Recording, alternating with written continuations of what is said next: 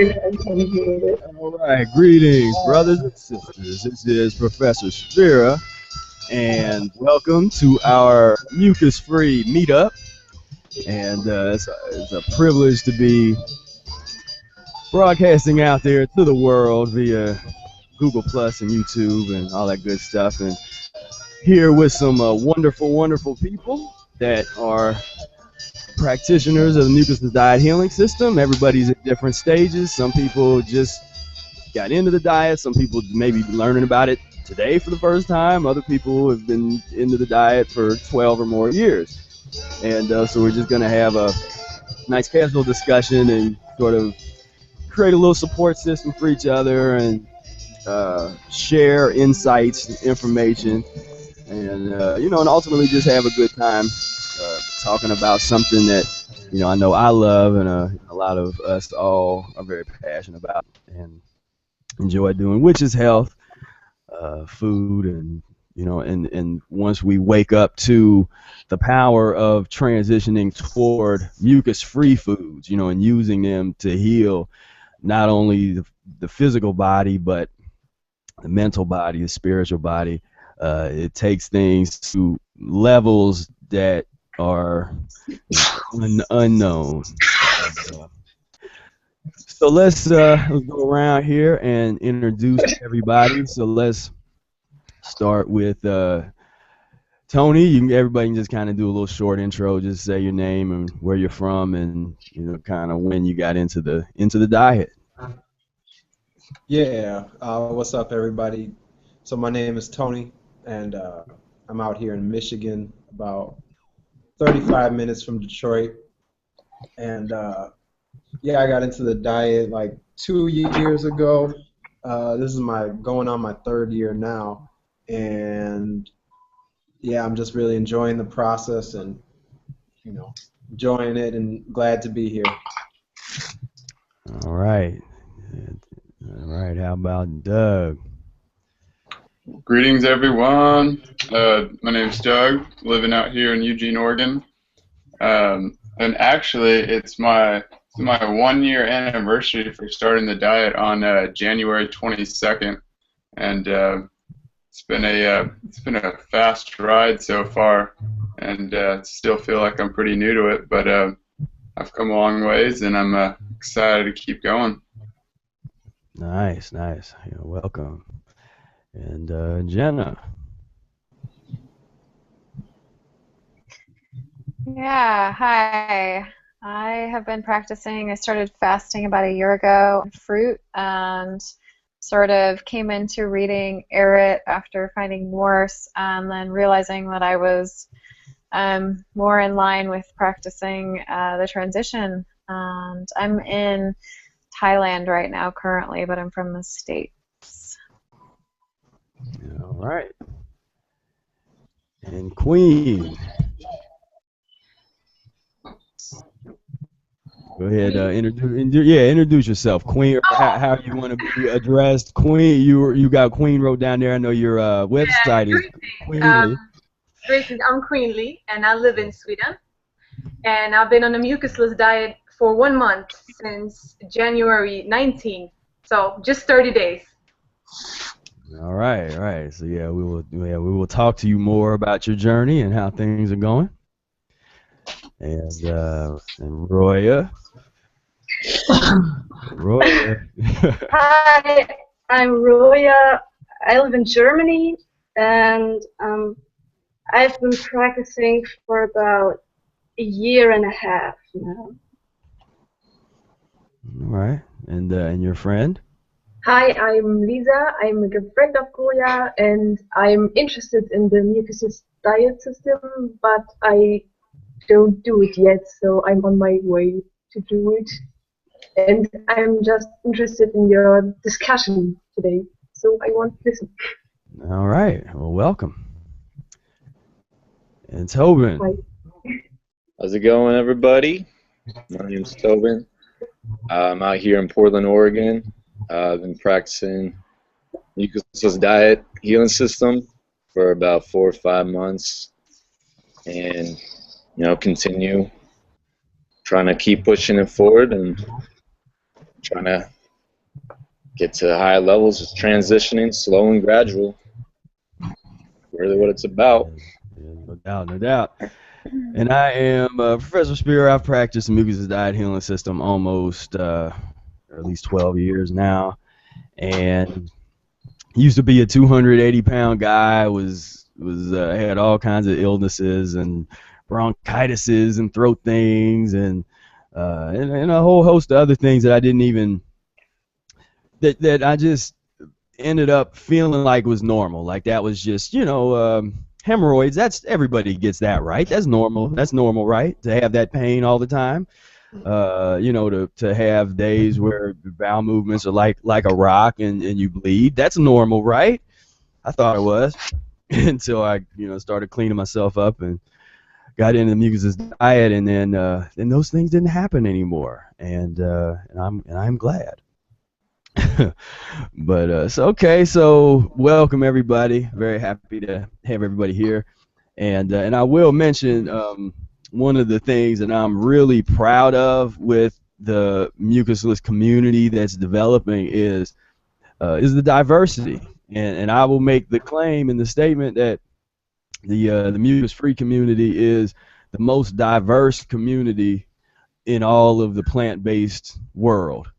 Because when I look at all the different groups, they all tend to either be segregated by race or sometimes gender, sometimes political affiliation or nation, and it's very rare when you see. I mean, we got people plugged in from all over the world, all genders and races and religious backgrounds or belief systems or whatever. I mean, it just that is not what it's about for us. It's about transition diet, trying to clean ourselves up, trying to take things to the next level and take our health into our own hands, because it's time for us to stop being victimized by people that are more ignorant than we are in terms of health, and bowing down and kissing the ring of doctors and folks that really don't know how to heal anything, and so that's the revolution. That's what we're trying to do. So let's talk to a few people here. I want to go to Queenly. And why don't you tell us a little bit about your 30 days being mucusless, and kind of I've seen some of your posts on Facebook, and they're kind of interesting. So I'm interested to just hear you talk a little bit about your experiences and kind of your plans for the future, your inspirations, and that kind of thing. Okay, well, I have been sick most of my adult life because I've been eating bad for 28 years. So you can only imagine what happens when you eat meat and cheese and flour and candy every day for 28 years. You can imagine what happens to your colon then. So I really want to be healthy, and I want to spend like 1 year without pain. So I decided to try the mucusless diet because my friend from America sent me these wonderful books, Rational Fasting and Great Cure and all of them. So I decided to do 30 days, and I completed it. But sadly, my body couldn't handle the vegan cooked food. So I'm actually going into raw food right now to see if that will heal me. But I will continue. I will continue. Yeah. Okay. That's that's what's up. And so what kind of things were you eating with your 30 days mucusless? Was it like the transition diet? Was it some mucus lean things, or were you like 100% mucus free, or kind of what was your plan? I did not eat chicken, and I did not eat fish. I ate some beans and lentils and some starchy sweet potatoes, vegetables, but no meat and no sugar. Okay. But the beans and the lentils, I ate too much of it, so I decided to go all raw now to see if that will help and heal the digestive tract. Okay. Yeah.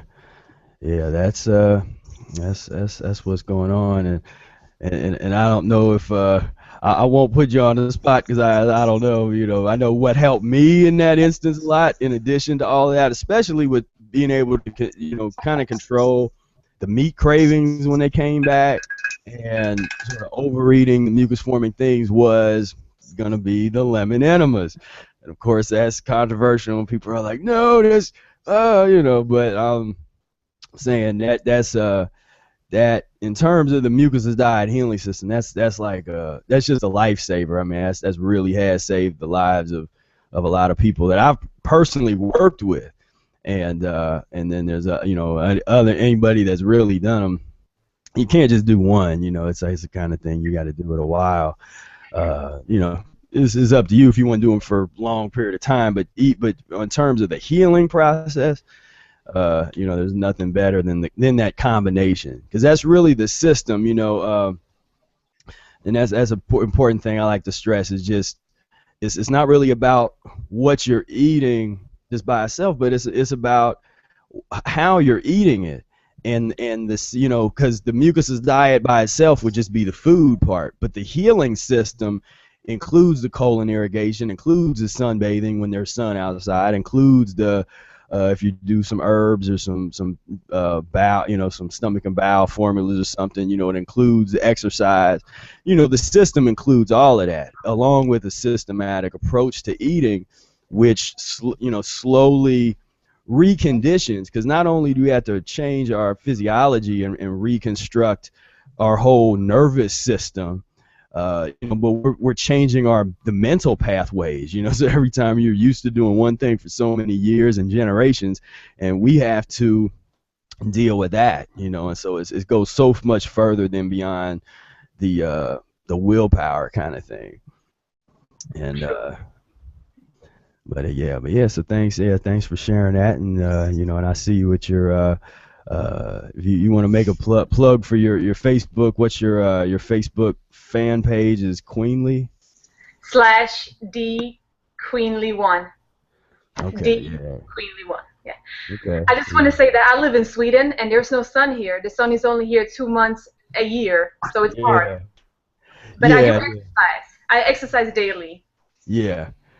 Yeah, no. Well, I'm in that mode of myself. We just had ice storms yesterday and snow and all kinds of stuff, and so yeah, it's been a minute since I've been able to enjoy some sun. But that's but the one thing I like about just the mentality of the mucusless diet is that it really is about just doing the best that you can with the situation you're in. You know, so Eric talked about back in those days, you couldn't get fresh stuff year round.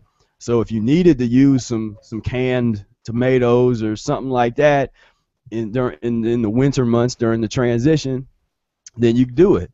You know, a lot of people today that would be like the real hardcore folks would just look at that like, you know, they would look at some canned tomatoes the same way they would look at McDonald's, which I'm not saying the canned is good, and you want to get away from that. You know, if you have access to the fresh stuff, definitely. But you also have to be rational. So you can't tell somebody that does want to try to heal themselves, but that's in an environment that might not be 100% conducive. You can't tell them that they can't heal. And so it was actually somebody who was doing that on the forum. It was like, you know, you can't heal or you can't do something unless you live in a certain place. It's like, no, it ain't about that. It's about, you know, we all find this information and we're in different situations, different places in the world, you know, different circumstances. And it's more about the critical thinking element of how can we make it work where we're at. And then if it becomes important enough for us to migrate, then you do that. You know, people historically have done that when something is no longer good for the tribe, everybody packs up and migrate somewhere. You know, so that's something that's natural. That's been kind of natural for humans, but you have to transition to that, I think, and that's what I'm trying to do. I'm trying to transition to where I can make that move to a better climate. But you know, I've been up here, like we say, when people say, well, you can't fast in the winter and stuff. I mean, I've done 6-month-long juice fast in the winter time. Brother Ayer's done his 9.5-month fast and stuff in the winter time, in environments that are definitely not conducive for for really practicing the diet and stuff. So all of that stuff is really just kind of what people say. But Hey, let's see. Spira. Yeah.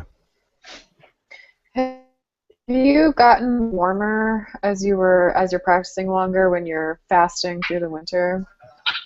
Yeah. Say I don't that know. again. I mean, because has your body temperature gotten warmer as you've been practicing longer, so that it allows for you to not be freezing while you're fasting? My body temperature tends to drop pretty low when I fast. Well, the thing is that I keep the environments that I control in tropical temperatures. So right here, right now in my room, it's probably about 82 or 83 degrees, Right. and I pay for it, but I don't use So air you're conditioning. So you're not getting warmer. well, I mean, when you say warmer, do you mean like that, like instead of your body temperature being 98.5, your normal temperature becomes like 99? No, I don't know. I'm not really sure if I think my body temperature is a little bit lower than normal, but what happens for me, like, even here in Thailand, I just did like a 3-day juice fast, and during that time, I mean, it was like really warm out, like middle of the day, really warm, and I found myself at one point like under the covers in my bed because I was so cold. Mm. So, yeah, that's kind of what I'm Well, talking about. yeah, I mean that But when really, I I'm think. not, yeah, when I'm not juice fasting, I'm not doing that. I'm feeling, like it's a good temperature for me. So, Yeah, I think what some of that is yeah, but sometimes when people get cold, that's when they'll crave the mucus, because the mucus kind of creates some friction and can kind of mhm, create, it's kind of an artificial warmth but in stimulation, but again, that comes back to constitution and the higher levels of really truly being healed, and having the glands working optimally and at the highest levels. So, and again, the fasting is the number one thing that will expose all of the weaknesses. So right, when you fast and your body temperature goes low, because you could be in a hot environment and it still do that. yeah, So yeah. I've what got so like what is the low blood pressure and the adrenal situation. adrenals, maybe a thyroid. You could do the basal temperature thing. That actually that works pretty good in terms of being able to analyze thyroid function and things like that. So yeah. But to make it general without being super specific, it really is about having really strong endocrine system. When it comes down to when we get to the nervous system stuff and we start talking about physiological falls and we start talking about a lot of the fatigues and the anxieties and the neurological weaknesses.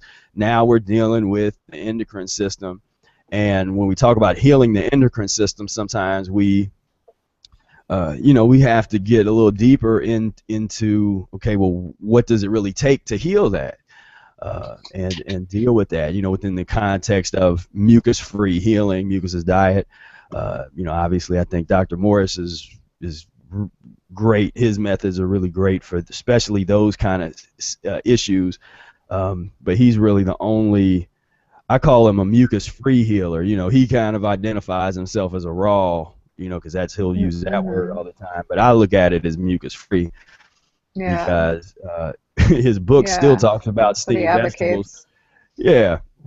So, but yeah, that's a good question. And I've had times where if I did have some weaknesses come up in a fast or something, then that might, like, but that would normally happen right before an elimination. There's different types of fasts. There's some fasts that are going to be the kind that I will be out in the world in, and just like I'm feeling fine, I'm out doing my thing, I drink my juice, and I'm just doing everything. But then there's ones when I'm healing weaknesses And those are the ones where I'm laying down in bed, chilling, Mm-hmm. allowing my body to put itself back together. And so you had to be intuitive about what kind of elimination you're going through, what the purpose of any given fast is.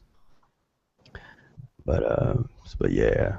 Yeah, is anybody else, guys? We are a little question session. Anybody else have any questions for me that Yeah, you do you need? mind if I comment on that? Kind of a Yeah, little sure. experience. Yeah. Uh, so let me get back to my notes.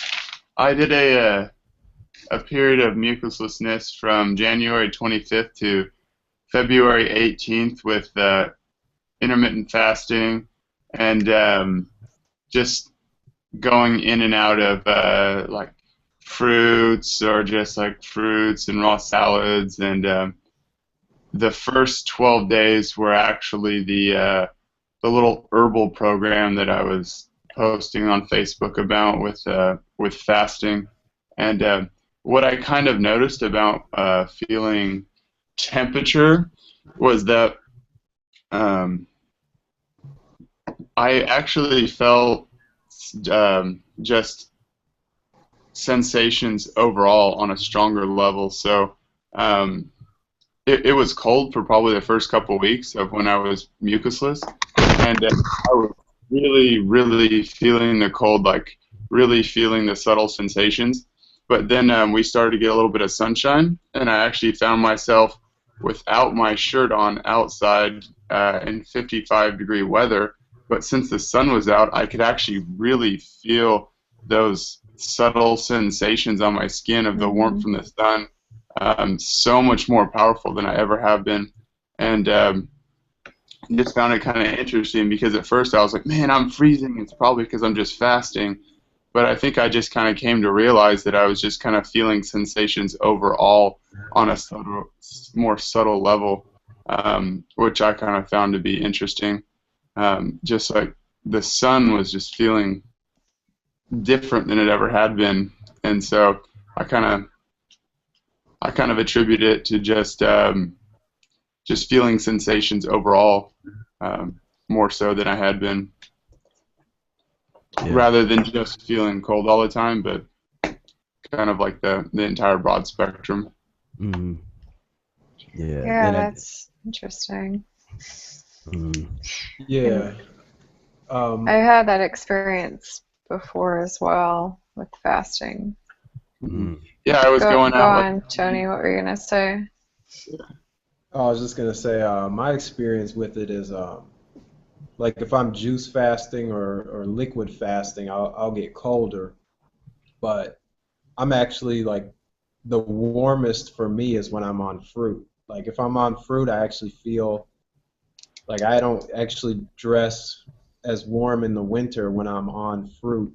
And then when I actually have mucus, for some reason that actually makes me colder, and I feel more rushed to like get out of the cold and such. But when I'm on fruit, it's like I'm just chilling, not literally, but it's like I'm like emotionally I'm chill, like whether I'm outside or inside. But if, like I said, if I'm on juice or something like that, like I'll start getting into the deeper waist, and then I might be cold, and then I wrap up a lot more. Right now it's actually -3 where I'm at, so we're dealing with some cold, and I wasn't running out of the cold, I was just walking through it, and but yeah, definitely I think Spira made a good point that it's like that cold actually hits a lot when you're dealing with like some deeper obstructions. And sometimes, like when you have a bowel movement, or when you break the fast and you have a salad and some stuff moves on through, it's like you feel better again. So I think it's all progressive, like as we transition. But yeah, it does. I mean, it very much depends on physiological things such as the endocrine system and such like that. Yeah, most definitely. And one. This doesn't. This came up because I was wondering if Queenly had tried, because you were saying that the vegetarian kind of like the beans and that kind of stuff was too heavy and was messing with you, so you're gonna do the raw piece. But there's one other level that you could explore at some point. If the raw piece gets too aggressive and you wanted to take a step back, but you didn't want to take a step all the way back, would be to the cooked fruits. Like the cooked baked banana. You can bake apples or fry apples a little bit or something like that. But that's kind of a level that a lot of people miss, and I always talk about one of my favorite recipes that really helped me get over some bad cravings, when I really wanted some pie or some ice cream or something. I would do baked banana with applesauce and chopped dates. And woo! Yeah, I know. Right, I've actually been checking out the baked peaches with a little bit of like fresh strawberry jelly. And that's just amazing. I mean, baked peaches. Oh man. Yeah, it's and so that is that's an area for exploration in terms of the because I know different people like to get into the foodies, and get into like the cooking and preparing things and that kind of stuff, and that's like a world of exploration where you can start inventing some new recipes and really getting into that whole world, because basically the reason it works is you make the fruits less aggressive. So yet they're still mucus free, and some of them even would become more mucus free. Like a banana, if a banana is not fully ripe and you bake it, it's gonna be as mucus free as it can be, and so so that's that's just a level, because between that level and then the cooked mucus free vegetables, those are kind of like the magic transitional levels, and I notice a lot of the raw food folks, like, they kind of skip over that, or don't even know about it because they're real into the raw mentality, and but when they hit a wall and they notice, like, man, I can't, like, I'm pigging out on 6 avocados and I'm eating all these nuts and I'm like, or I'm getting sick or whatever. When they hit a wall, they don't necessarily know where to go. And so half of them go back to rice and stuff, and it's like why don't you just make some steamed vegetables that are mucus free, or bake some zucchini or something like that, but you always combine it with a raw salad. That's always my thing, is every vegetable meal, the foundation of it should really be a raw salad, and because that's just going to help it eliminate. It's going to help it move through the intestines, move through the system, create that mucus broom, so it's not going to sit around in there, or at least it'll sit around in there a lot less. And so, hey, Israel just joined us. Hey, What's going on? What's up, everyone? Yeah. So, hey, Israel, peace. Peace, brothers and sisters. Peace to all. Yeah. So why don't you introduce yourself? A little earlier, we went down the line and everybody said their name and kind of what how they got into the diet and that kind of stuff. So just tell us a little bit about yourself. Yeah, sure, man. Sorry to be here a little late. I actually am very happy right now because I received a package from my friend. Here you can see. Yeah. Oh yeah. Oh yeah, you got the whole set. Spirit Speaks, Mucusless Diet, Annotated Revised, Definite Cure, Rational Fasting, and thus Expected the Stomach. I'm very excited. Thank you, Spirit. I'm ready to work on the translation for the book. Well, to say something about me, I got started with the raw food movement around 3 years ago, and I was eating a bunch of bananas, dates, lots of fruit, large salad at night, and it wasn't working for me. And my teeth started to go, like, I could feel them weak. My skin wasn't looking as good, so I started to look for more, and I stumbled upon a comment from someone at at a YouTube channel saying that Brother Error was doing 40-day fasts, and I was like, who's Brother Error? I want to know more about that. So I got into the Mucusless channel, started checking out the videos, started practicing, incorporated the enemas, which helped quite a lot. It took it to the next level by doing the enemas. And well, here I am, like it's been 1 year after, a little more about, and it's been a great journey, to be honest. And I keep learning and learning, and there's always so much to grasp, and it's incredible. It's just incredible. Yeah, man. Yeah, well, yeah. Thanks for being here, man. And yeah, you mentioned the we actually have two translators here on the on the call. We have Roya, who's helping me translate into the German language, Oh, and Yeah. yeah, then Israel is going to do Spanish, and Georgia, who hasn't made it in yet, I think she is going to help me do it in Portuguese.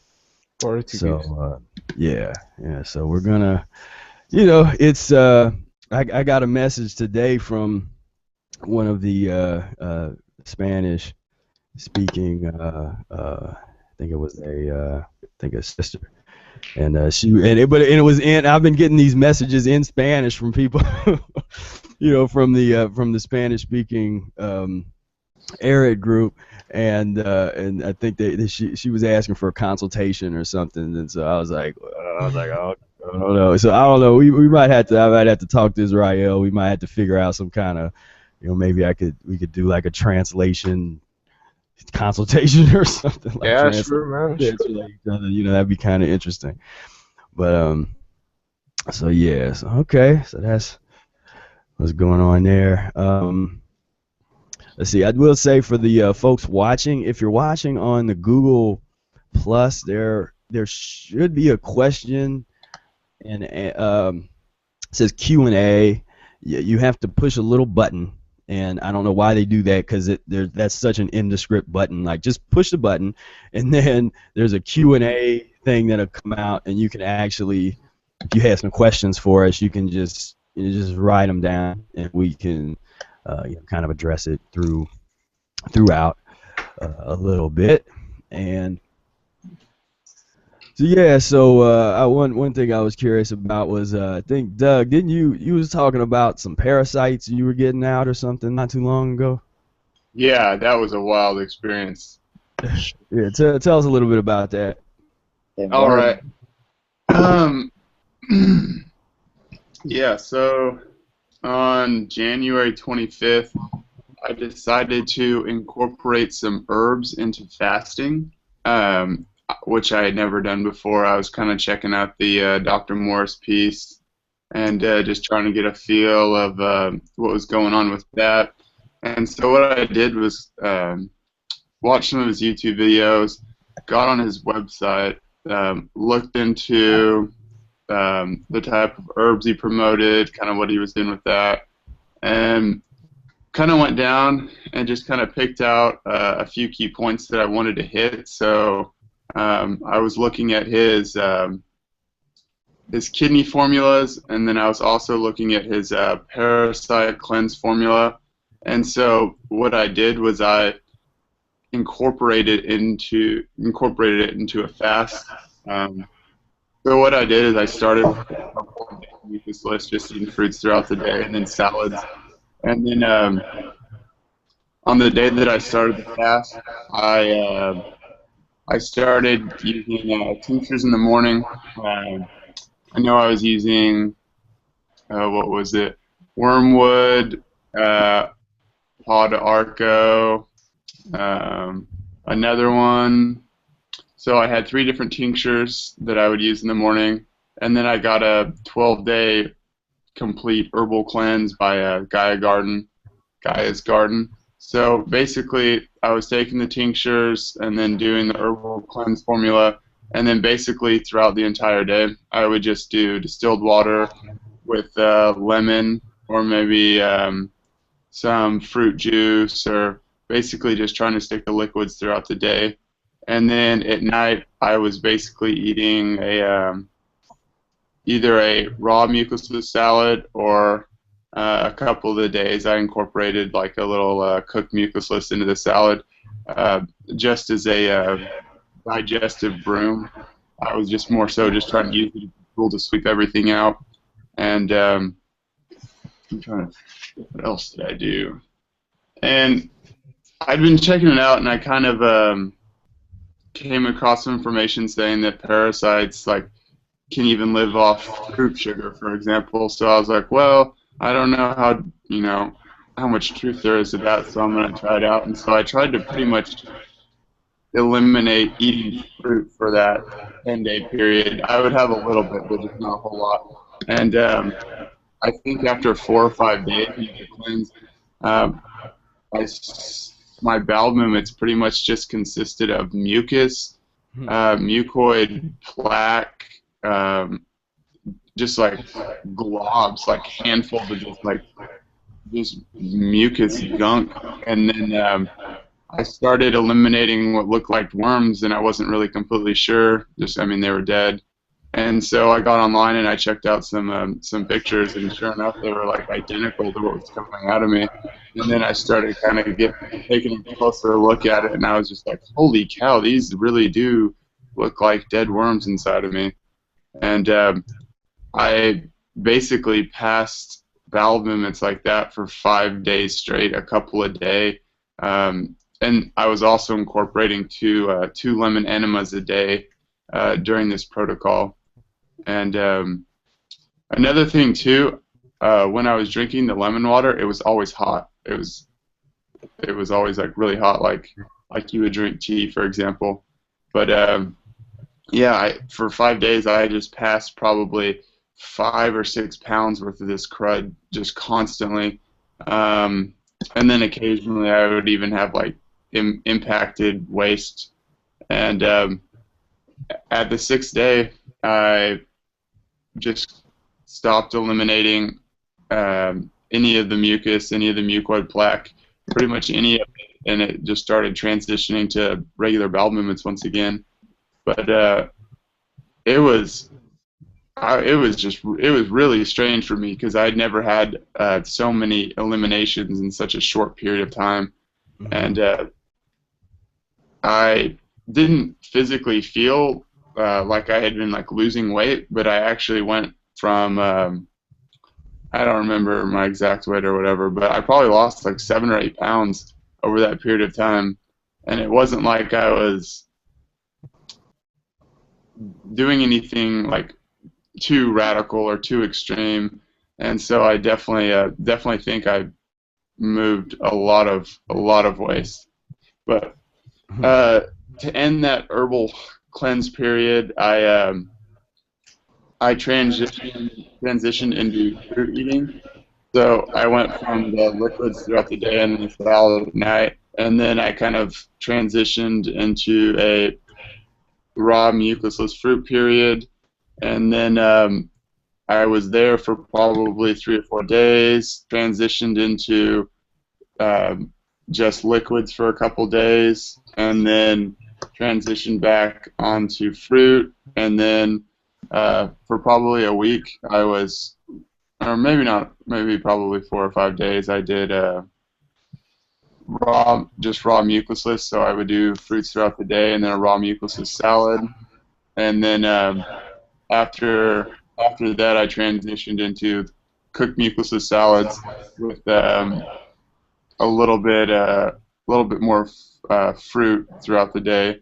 And then just a few days ago I actually had a mucus-lean meal with some I think I had a salad with some hemp seeds and shredded almond in it. And so it was pretty cool doing the herbal protocol and then actually experiencing like the cyclic nature of transitioning up and back down slowly, and seeing the different levels and how the different levels affected me.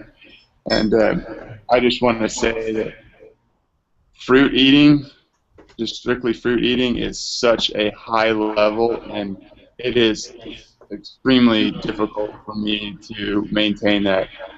And I can definitely see where transitioning up to those levels and back down is extremely beneficial for transitioning our physiology.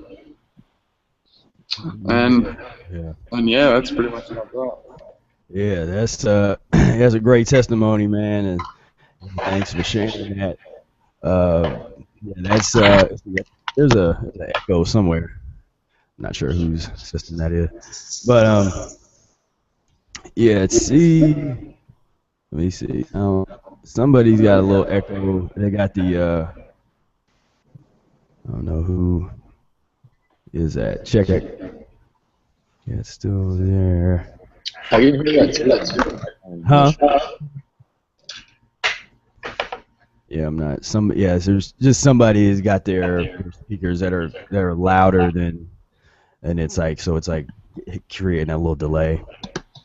But I guess you could. I mean, you can mute your. Don't turn off your video, but you can mute your channel when you're not talking, and then unmute it. But yeah, that's almost like it's like a rites of passage. You know, those different levels of elimination, because there's a handful of eliminations that everybody that really truly cleaning himself out and going down this path toward the beginning of your transition, you're going to have that at some point. So the worms elimination, pretty much everybody goes through that. If you ate meat, at some point you're going to go through that.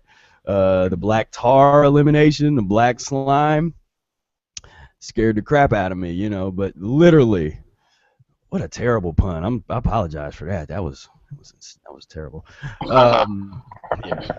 But yeah, that's a serious one. But that lets you know you're digging in, because everybody's got it. You know, everybody that was eating in that old manner has you know, this black sludgy slime, mucusy, gloppy, nasty stuff just sitting up in us, and you know, and so, you know, and none of that was coming out, because I started the transition maybe for the first 2 months without doing the enemas, and I really couldn't kick the meat habit. I was having a lot of trouble. I kept, like, I might go several days and then I'd just be like, whatever, because, you know, and I go eat some meat or something. And the problem was I wasn't really getting rid of the poisons and the residue from all those years of all that old stuff that I'd eaten. And so once I started hitting the enemas, and it was like, okay, well, I don't really crave the meat as much anymore. And not only don't I crave it, but then after being off of it for a couple months, when I did try to go back and eat a burger, and I thought I was about to die. It was like, okay, it was that kind of experience where it's like, okay, I guess I'm never going to do that again.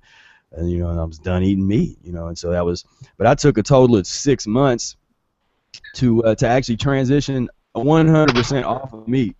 Within the first couple months, it was mostly gone, but, you know, it took 6 months. So again, when in the span of time, it's not that long. But if you were to talk to some of like a hardcore vegan or raw foodist, they would be like, took you 6 months to transition. What? You know, I didn't transition at all. I got off. I mean, it's good for you. Do you want a vegan cookie? I mean, it's cool, but let people do the transitions that they need with their body. You know, because there's nothing wrong with the transition, and it doesn't have to be overnight. You know, but when you apply the system will work. You know, it's like what they say, if you work it, it'll work. You know, and that's how that goes. Yeah, man. It's just like so eye-opening for the fact that, I mean, I've been transitioning for a year, and I'm just now having these types of eliminations, even after regular enema use for 6 or 7 months. And I mean, a single elimination, just like the strings coming out, 3 feet of just like mucus strings, and I mean it was crazy. It definitely shows me that the enemas are definitely a powerful tool. Just because when I would have a regular bowel movement, it would just look like a regular bowel movement. But then when I got in and did the enema, is basically when I would pull all this mucus and pus and worms and waste out. And so I definitely think that enemas are key for really getting in and pulling all that stuff out. Right, and it's just how the system works, because it's like the fruit. It's sort of like this with the levels. The fruits are going to loosen the waste, neutralize poisons, be astringent on the mucosa, start sort of pulling some of this mucus out, and loosening things up. Then you got the vegetables, which, if combined properly, they should go through and act sort of like a broom. You know, you say the intestinal broom, or like a sponge or something, just on the walls of your intestines, and you're going to get some stuff out that way. But with as much sort of waste and stuff that we got sort of caked up in us, that's when, you know, you've loosened the stuff with the fruit, you've broomed it down to the colon with the vegetables, then go on ahead and hit it with an enema, and you're gonna, you know, it's gonna come out. You're gonna set it free. And I had a quick, for sure. I had a quick question though. When I transitioned into just raw mucusless salads, well, like fruit during the day and then the raw mucusless salads, I started feeling constipated again, and I was just wondering if maybe that could be just because there's still so much waste inside of me that it just kind of got stopped and is still waiting to get pushed out after it builds up, or maybe it's just my body's not used to digesting the raw mucusless salads, or what that could be from. Yeah, I mean, it's kind of a number of factors depending on what's going on physiologically. But overall, I mean, raw vegetables are, our bodies aren't really made for them. I mean, we have to eat them right now, as we have to transition. We got to use them for where we're at. But in terms of our GI tract, physiologically, we're still more along the lines of a fruit, a fruit eater. Definitely. And so, when you fast and you're cleansing, sometimes if you don't make the salad properly and combine it properly, then you'll notice a big difference between how easy it is to digest fruit once you get used to digesting that, versus you get back on into the salads and stuff. Then you might be like, oh man, and again, that's for most people, that's further down the road. That's like, if you keep on going down the path and you get cleaner and cleaner, that's not something that you would have to go through like right away. But okay. But then do you want to add to that, Jenna? Oh yeah, I was gonna say that I actually have issues with, I mean, I don't eliminate raw vegetables all that well. I have to eat pretty small amounts to keep things moving. But that's probably because I've done a lot of fasting on juice and fruits for a while. So yeah, I would say definitely like slow down if you want to. Yeah, keep that, I don't know, keep that ability or have it easy. But yeah, my body just is really like, yeah, I'm done with the vegetables. But if I just do like a really small salad, it's pretty easy to eliminate. But I mean, it has to be a pretty small amount. Mm-hmm. Right. So it wasn't. I was gonna say, when you're having it's usually one of two things. I mean, there is pancreatic weaknesses. If you have a pancreatic weakness, then we had to have a different discussion about how to deal with that. I mean, I've worked with a lot of people that could no longer digest food or had diverticulitis or all these different intestinal issues, and most of the people, I put them on the classic transition diet. I had them do a few enemas, and and then got them into the natural, I don't like the word laxative, but that's what's used in the Mucusless Diet book, but got them into the, natural mover is what I like to call it, but which is dried fruit followed by juicy fruit. So you eat a handful of prunes and then follow it up with a couple apples, and it shouldn't create like a crazy laxative effect, but it's going to keep you incredibly regular. You're like, yeah. And so when that's involved, and if you do have something like the stewed fruits or the applesauce kind of things, when that's involved, then by the time you get to a salad, your digestive system is kind of working, because you gave it something real easy to digest and eliminate. So it's kind of like it's worked its way up to the vegetables. And so so sometimes, and again, if you look at the transitional protocols that Eric talks about in the book, one of an aha moment for me was when I looked at, like, okay, the menus for the first 2 weeks might have the fruit meal in the afternoon and the vegetable meal in the evening, and then weeks 3 and 4 might be the vegetable meal in the afternoon and fruit in the evening. And now you don't have to do that strict, and you don't have to go in terms of those menus. Those are just examples, so you don't have to do that strict by the book, but the mechanics are profound because it changes things up, and something about the Mucusless Diet, the reason that it's great for breaking addictions to things, and because you're always breaking cycle up, and that's what it takes to break addictions.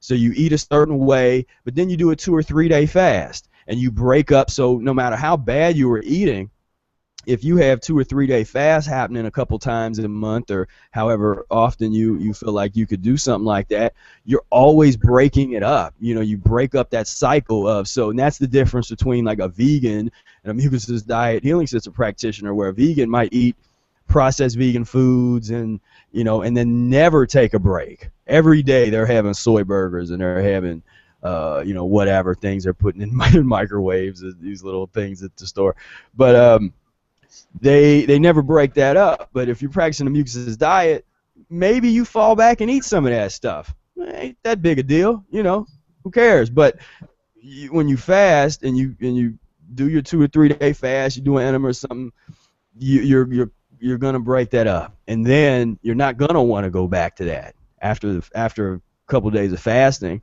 You're gonna feel better about being totally mucusless, having some big salads, having the fruit meals and the stewed fruit or whatever, and so that's the system, and so you don't really ever get stuck in one mode, and you can plateau, you have plateau points, and that happens, but part of the system is creating these shifts. Yeah. Going on. Yeah, that's a good point. I definitely still eat large salads, and I've gone into phases where I do cooked and have salads, like cooked veggies with salads. It just is not comfortable, it doesn't feel good, but I'm going back to it still because it's, yeah, and that's yeah. that's the thing where, and I had to make the disclaimer where, sometimes we talk about fasting, and we got folks in all these different levels, and some people might not be fasting much, and don't need to, they're on a different part of their transition. Other people might be doing longer fasts. I don't, although I've done long fasts and I do long fasts, I don't teach that or promote that, in terms of like that's some goal. And like I always say, that the length of a fast never impresses me, because I've seen people do fast almost a year. And so like I'm not really impressed by the length, but what does impress me with fasting is gracefully breaking it, because that's really an art form. The strength of a fast is going to be in how well it's broken and what you do after the fast, because it doesn't mean it's not good if you fast for you could do 2 days, or you could do 1 day, or you could do 30 days, but you're not going to help yourself if you fast a day and then you go back and you're binging on whatever vegan foods or avocados and nuts and seeds or whatever. That's not going to really be helpful. But if you know what you kind of have the plan, and you know what you're doing, and you control it, then when you break it with whichever breaking protocol. You can either break it with fruit if you're a little cleaner. If you're just getting into the diet, and you're coming from the meat world, then maybe you should break your fast with the vegetable meals. But and you can check out the rules for fasting and Mucusless Diet and Rational Fasting for more details on that. But that's really where the rubber meets the road in terms of fasting. But whenever we talk about, if I refer to my long fast or Brother Ayers or other people that hear, that's not something that I promote or encourage other people to do. That's the kind of thing that you're called to do, whether you have to heal a chronic illness, and it takes that, because you can heal illnesses on all kinds of different levels. Like we say, you can heal some stuff with just cutting breakfast out with the no breakfast plan. As Tobin eloquently rapped about in his last, in his last little rap. So no breakfast plan, that can take care of stuff. Just being mucusless, I mean, that can take care of a lot of stuff. There's allergies kind of stuff and some intestinal issues and that kind of thing. But sometimes you got to go deeper with the deeper issues, and so that's where everybody's kind of into different aspects of the diet and of the transition, because we're all kind of dealing with different ailments, different issues and things. I want to come in and ask something about fasting. Is it better to go about fasting, like starting it in a more intuitive way where you feel like you need to fast and your body like wants you to fast, or is it better to like have a plan and go about like having like, this is how long I'm gonna go about fasting, and this is how I'm gonna break it to be more rational? I mean, what do you think is the best way to really go about starting one? Because I haven't really gone deeper than a 2 or 3 day fast, and it was only when my body really wanted it. Like, it was usually a lot of the times just like overeating, and I just like needed to rest my body. So I mean, I've really transitioned properly into the fast. I'm just wondering, the best way. Yeah, I mean, really, both of those strategies can work, depending on who you are and what you're doing. In your case, you're younger, if you don't necessarily have a chronic illness that you're working on specifically, you can be a little more intuitive because you can transition slower. You don't have to feel like you have to go and run marathons or do the long fast or anything like that. Just really enjoy the transition and enjoy the transformation in the process. I would say here's what my thing. I'd be, okay, go along with your intuition, but if you get to the end of the month and you haven't done a 2 or 3 day fast within the context of like 30-day period, I'd maybe throw one in. That's when I would kind of look and say, okay, well, I haven't really fasted in a while, so maybe I'll do a couple days. And just and that becomes sort of a recuperation period, because you can kind of like you plan to do that, like it's like you plan for a date or something. Like, okay, I got a date with myself on those 2 days.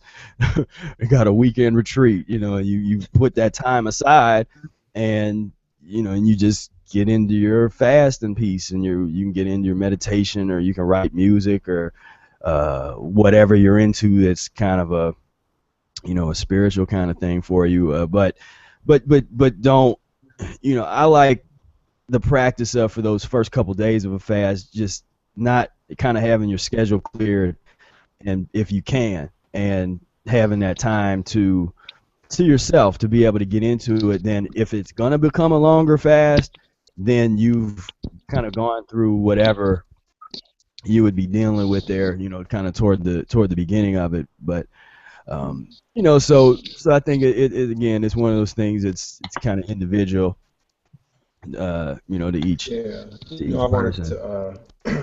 wanted to comment on that. When I was getting into the diet, the first year and into the second year, I'm just starting my 3rd year now, as I said, but into the first and second year, I kind of fasted intuitionally, and I think that's a good first step. It really teaches you like what a fast feels like, and it helps transform your physiology. Obviously, you get a little bit cleaner and things get better. And what I've been doing now is what I've done is I've kind of put my mind to like understanding how to transition into the fast and how to transition out of the fast. But it's like I imagine it kind of like if you put two ladders together. It's like you can go up one side of the ladder, and then your fast is actually like the space in between the two ladders. And then you go back down the ladder on the other side.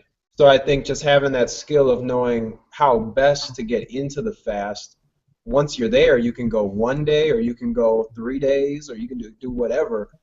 And then when you know you're going to break it, then you go on back down the other side. And for me, I've just found like physiologically that really does something different than just like jumping into the fast and jumping back out, So that's my only thing is like really I don't plan the length of a fast, and I don't think that that's even necessary, but I think it's good to like really try to study and learn like how to get into the fast and how to come out of the fast, because that's the real deal piece that's going to allow you to master fasting. You can fast for 1 day, but if you get that intro and outro right, it's just going to transform your whole life, Yeah.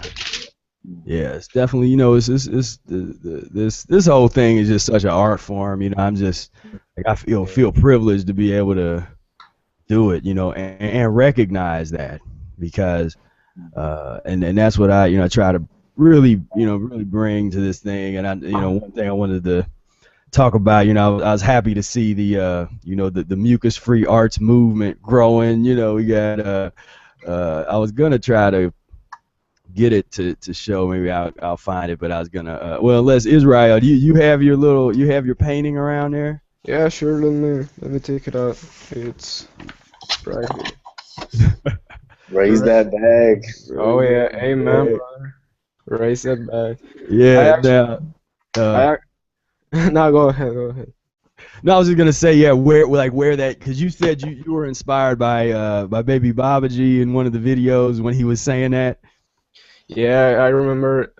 It was an old video, and by the end of the video, I remember he was saying, "Wave that back like it's your flag," and I'm like, "Oh, that's cool. Yeah. Let me do something about it." So I started to think, and I got into a use fest, and suddenly I got this idea of, let me take a picture of my hand while I hold the bag while doing the enema, because I don't like to hand the bag and keep it going. I like to hold it with my hand, and just depending on how fast, how slow the water I want it to go, I just raise it or lower the bag. So I took the picture and just started doing the art. And I actually have the disposable bag. It's like a transparent one. So I had to draw there's this one, the red one, the silicone one. I had to improvise and got it to be where I wanted to be. So Yeah. I planned to do a painting on this, maybe some prints. I know Brian commented something about it, and I thought about it, and I told my friend who works on this design in the computer, and he said, "Yeah, man, it's possible. Let me see what I can do about it." So I hope this can become like a logo or something like that. Yeah. Yeah, And most definitely. Yeah. yeah, for sure, man. And I'll tell you the origin of that, like why Baby Babaji said that. That was a line in my first mucusless rap that I'd ever wrote back, whatever, 2005 or something that was. And you might have seen the video is that mucus. Now I have a puppet rapping it, but the original rap was back then. So it was like clean, get your colon nice, so it was like raise raise your bag like it's your flag, you know, clean, Okay, clean, clean, clean. And then Baby Bobby used to just love that rap. And so he would walk around just saying, because he was young at that time, you know, so he would walk around just sort of quoting different lyrics from the rap. And that was one thing he would say, you know, he'd be like, raise your bag like it's your flag. And so, yeah, and because I used to be, I mean, we was off the chain, man, you know, back, whatever, how many, that was about 7 years ago or something. I mean, you know, because I would show up with, you know, with the war paint on, and you know, I'd have be wearing, you know, I had this animal, wear this animal bag around my waist, kind of thing. You know, because when we came in, it was basically, you know, it was over. I mean, people would like, okay, let's see what's going on here. Like, what are these guys into? You know, because they just wasn't really. Any different. Yeah, they weren't ready. You know, they didn't know what was about to happen to them, and we start because they have no frame of reference. You know, we came and we're talking about, you know, pus and mucus eating and society and cleaning yourself up, and it jars them because they don't really know. You know, it's basically like a Zen Buddhist type of thing where it's like you just kind of wakes you up, but you don't really, like, you haven't necessarily learned anything yet, but you've woken up, and then later you can maybe learn something, and you kind of wake up and you're like, what just happened to me? And then you can kind of come back and be like, well, here, check this book inspired this art, you know, this thing that, because really, I mean, that's the thing with art, is it's supposed to be challenging. You know, it's supposed to do something that changes the way people look at the world and see things. I think that's going to be an important part of conveying the lifestyle to people, because we can talk about it, you know, but we can also play about it and paint about it and you know, rap about it and all that stuff. So, and it's all very real important. So. And so yeah, so I'm glad to see that. And I want to see some more. You know, I want to see some more paintings. How long you been drawing? My whole life, really. The first thing I remember was me having a pencil at school and not doing the work the teacher wanted me to do, and I kept doing my little drawings, and it evolved at some point when I was like 13, 14 years old. I got into a painting class, and just kept going. Did like 4 paintings after that, and then retired because the study was demanding too much time from me. So right now I got inspired, and I said, why not take the painting out, the pastels I had in an old box. So I plan to do more of this. This is just an example of. This was a quick one, really. I started with the juice fast, and then concluded with an stewed fruit, cooked fruit period. I did like 7 days on that, and I just got inspired, and I said, nah, let's do it. Let's finish this one, because I just had this sketch at the moment when I was juice fasting. So I don't know, man. I think I'll keep going with this. It seems like it's giving me a good vibe, and I love to see this one on that Mucus video. Thank you so much, man. Oh yeah, man. No, thank you, man. Yeah, because I threw that in there. I was like, because the timing was right, because it came out and I hadn't released it yet, so I was like, man, let me throw it here and then because that's perfect for that part of the video. Totally, man. Thank you. I appreciate it a lot.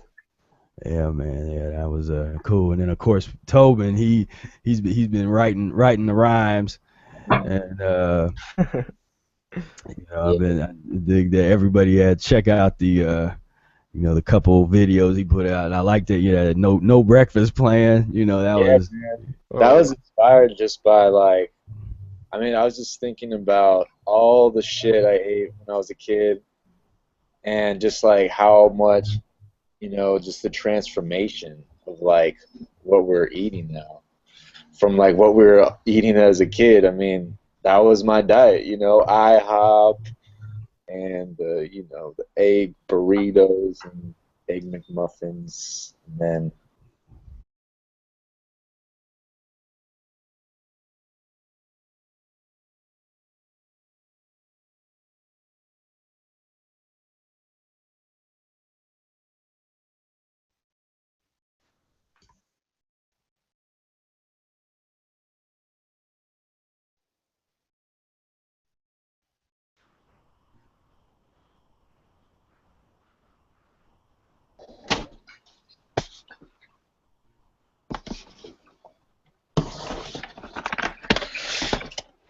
some technical difficulties.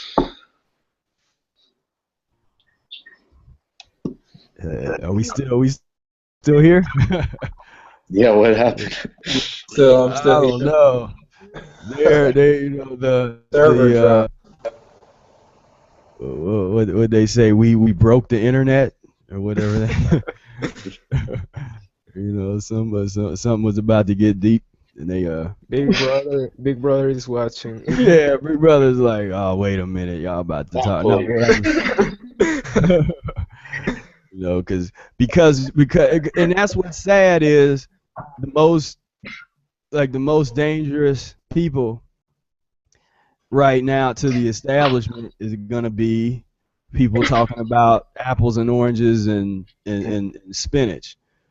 Like I mean, we are the most dangerous thing that's in their reality, because now, like I say, and this is what I say to all of the conspiracy theorists that like to get into the you know, well, you know, and there's whatever, you know, I mean, there's that, some of that is there.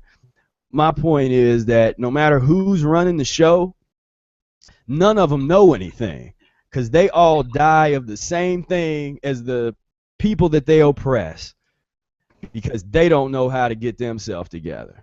So when you got people like Ronald Reagan that spent the last 15 years of his life you know, from just sort of like drooling on himself, kind of like in a paraplegic type of thing. You got George H.W. Bush, he's out of it, you know, in wheelchairs and stuff. When you got these people that are supposed to be the guys that have all this access to all of this high level information and knowledge, and the best doctors in the world and all this kind of stuff, when they're going through that kind of thing, something that we know can be healed easily, then that lets me know they, you know, they they need to watch a little closer. Or if they're watching, then they need to apply the principles, because there's no reason for somebody to go through that.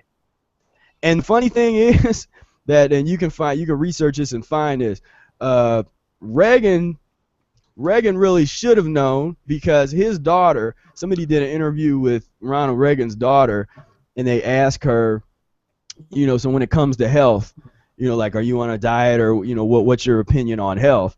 And she said, I got two words for you: Arnold Ehret. So, you know, so I mean, the people, the information is out there amongst the elite. And you see, well, now you see people like Bill Clinton, you know, that he tried to get kind of hip, you know, he's trying to transition to be a vegan for a while. I think he went back to fish a little bit, but you know, he at least dealt with the chronic issues, because it's not hard to deal with some of that stuff. You know, some of those things can be healed in a week or a month. I mean, just changing your diet. It just depends on how deep you need to go, and he lost the weight, you know, all that kind of stuff. And so you know, so it's interesting to look at things that way.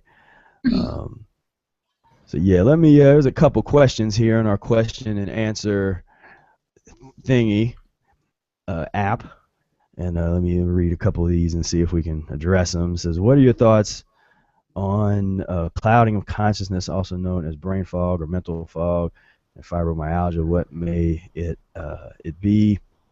How to get rid of it? Been raw vegan for 8 years on the Hypocrite Health Institute lifestyle. So so basically, what I say to that is, you know, the cleansing has to get deeper.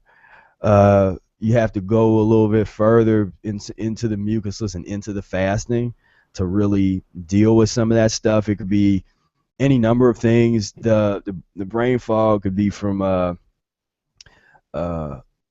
sort of like pressure, constipation, or inflammation that's happening up here, and that can be hard to get rid of. I mean, I'd had some of that and had to get pretty aggressive in terms of some some like horseradish root type of stuff. I mean, just I had to get into some pretty intense stuff to really get that to start moving. And there's a lot of us that have that issue, and Dr. Morris deals with dozens of those cases, like a month of just that head pressure thing. And it's hard because if you go to a doctor, they'll take your blood and then they'll be like, well, they'll try to find some deficiency that they'll tell you have, like, well, you got this or that. I'm not saying not go, because I'm not giving any medical advice. I don't believe in that. That's so if you need to talk to them, you talk to them. But my health advice is basically that oftentimes what happens is they will say that oh, well, your B12 is low, or this, or or whatever, and so then you take the supplements, but it still doesn't go away. You might be stimulated for a minute, you take vitamins or whatever, but you didn't heal anything. Sometimes the healing process takes you deeper than you think you should have to go, and that becomes more of a problem of mental, of just our own mental limitations and what we think, because we think that we should be able to, we almost want to control the healing process when we're not the ones in the driver's seat. We got to let our body be in the driver's seat, but we want to tell ourselves things like, well, I want to heal this weekend. Like, I want to heal this month, and it's kind of like, man, we just got to really apply the process and the transition and the principles, and let the body heal some of these things. But as far as that goes, that's what I would say with that. I mean, there's some of these deeper issues. I mean, I recommend working with somebody. I do coaching. There's other people connected with, like Dr. Morris that does stuff. So sometimes it's good to just work, because to give really good advice, it's better to know more of like the backstory. What did you grow up eating? How old are you? There's kind of a list of things in the Mucusless diet that are like the questions that you ask, and I kind of have my own questionnaire that I send to the clients I'm working with and stuff. But I always like to know if you're a uric acid type or a mucus type. For details on that, look in the Mucusless Diet book. I'm like the only person that really talks about that. But I've found that helps me when I'm working with somebody. That helps me give good advice better than almost all the other things I could ask. Because if I know what body type you are, then I can tell you what you're going to go through, and I can sort of give you the best advice on the speed of transition. Because in general, sometimes the uric acid types might need to take take it easy. Sometimes I normally would tell uric acid type to just take it a little bit easier and deal with more vegetables, for a lot more kind of neutralizing kind of properties and stuff. But yeah, so that's that. And in terms of just all of these things boil down to acidosis, and we just have to get even more alkaline. And so, like with the hypocrites piece, sometimes they don't necessarily go deep enough into the mucusless world, and so that's where you want to kick that up. But so yeah. So how many enemas a day would you recommend for best results? That's another one of those questions that's individual, because I can't necessarily just give one answer that would apply for everybody, because there's I work with a lot of people, and there's some people that are doing, and depending on what they're working on, they do a couple enemas a day. Then there's other people that might be doing an enema a week or something, depending on if they're really weak adrenals and really so that's gonna I'm gonna have a different protocol with them than I would suggestions than I would with someone that say just getting into the diet that came from the SAD diet or whatever. I'm gonna be like a little more aggressive with the enemas on those kind of folks. But I would say no, you don't have to do more, not really more than two or three, in extreme cases, and I would say at least at least a couple a week or something. I mean, just the more you and strategically place them so that one thing that really helped me was whenever I was like if I was craving something that I knew I wasn't supposed to eat, I made a deal with myself like, okay, I'm gonna do an enema first, then a couple hours later, if I still crave that thing, I'll eat it. But almost nine out of 10 times I would not crave that bad thing, and I would have the control, and I would eat something mucusless or my salad or just my regular protocol, so it's sort of help and help to take care of that kind of thing. So so you kind of fill it out and see, there are people that do them. They do them every day. Some people do them every other day. Some people just do them during fasting periods. And I'm, and my thing is just, if you want to go by the book and you don't want to be influenced by what other people are doing, then go by the book. And that would mean that you, depending on how you look at or interpret Eric's discussions on enemas, and you're going to be doing them at least during fasting periods, and periodically at other times. There's one part in the section where called internal baths.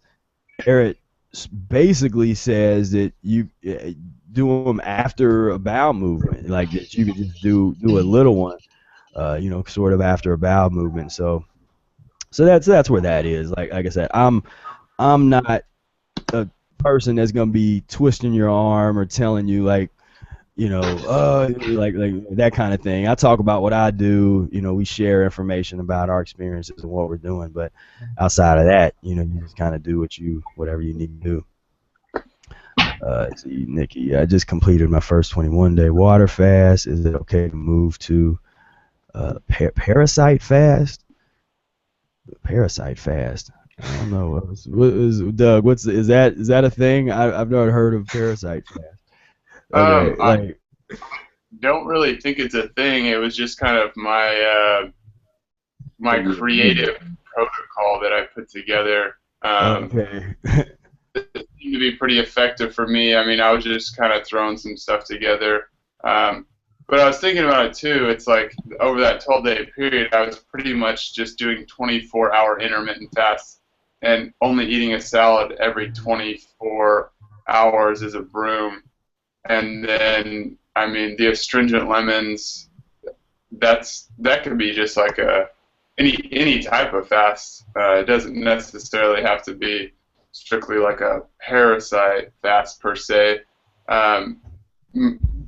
Why I talked about the parasites was just because of the herbs that Dr. Morse recommended for cleansing parasites that I just incorporated into my fasting protocol. So that's kind of how that piece was put together. Yeah, and there's different ways to do. I mean, there's a couple people that I do have on, like there's the Dr. Morse parasite formulas, because they had a ton of stuff, and so I was like, well, this will help, and so so there's a lot of, but then the lemon enemas are also like the ultimate, because I got several people doing those, and they're getting like worms out, like every day for days and stuff, and it's and that's the thing. I mean, it's we're kind of filthy, and so we're trying, we're trying to clean ourselves up, and once it's like they do in the what's it called, like the Alcoholics Anonymous, where they just say, okay, I'm an alcoholic and I've been sober for however many days. I mean, it's like, I'm a mucus addict, and I'm trying to get sober. I'm trying to get clean. I'm trying to break the bonds of that addiction. But you have to first realize that it is an addiction. But as far as the Paris, yeah. Let's see what else. What are your thoughts on Eric's theory about people who have stutter? I think I read in the Mucusless Diet said that something to do with the blockage of the vocal cords.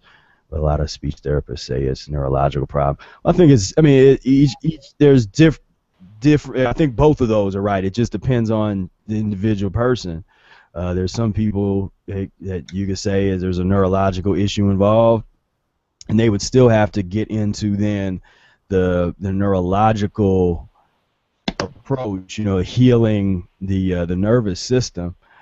But then there, in the case that Eric was talking about, it was somebody that just had a bunch of mucus that was just sort of all in the inside of their throat and just on the vocal cords. And by getting them into some like the lemon juice protocols and that kind of stuff, I think it just came, it coughed it out one day, loosened it up, and it came out, and all of a sudden the voice changed. I know my voice has definitely changed, because I can hear what my voice sounded like before I got into diet, and then during fast, but then as I get old, it's almost like it's still changing. It still kind of gets a little more resonant, than it was. But those kind of things are interesting. Let me see if there's any other questions. Thought I saw one that was. Oh, do you have any suggestions for people who have diabetes type 2 and who may not be able to eat much fruit because of the sugar content?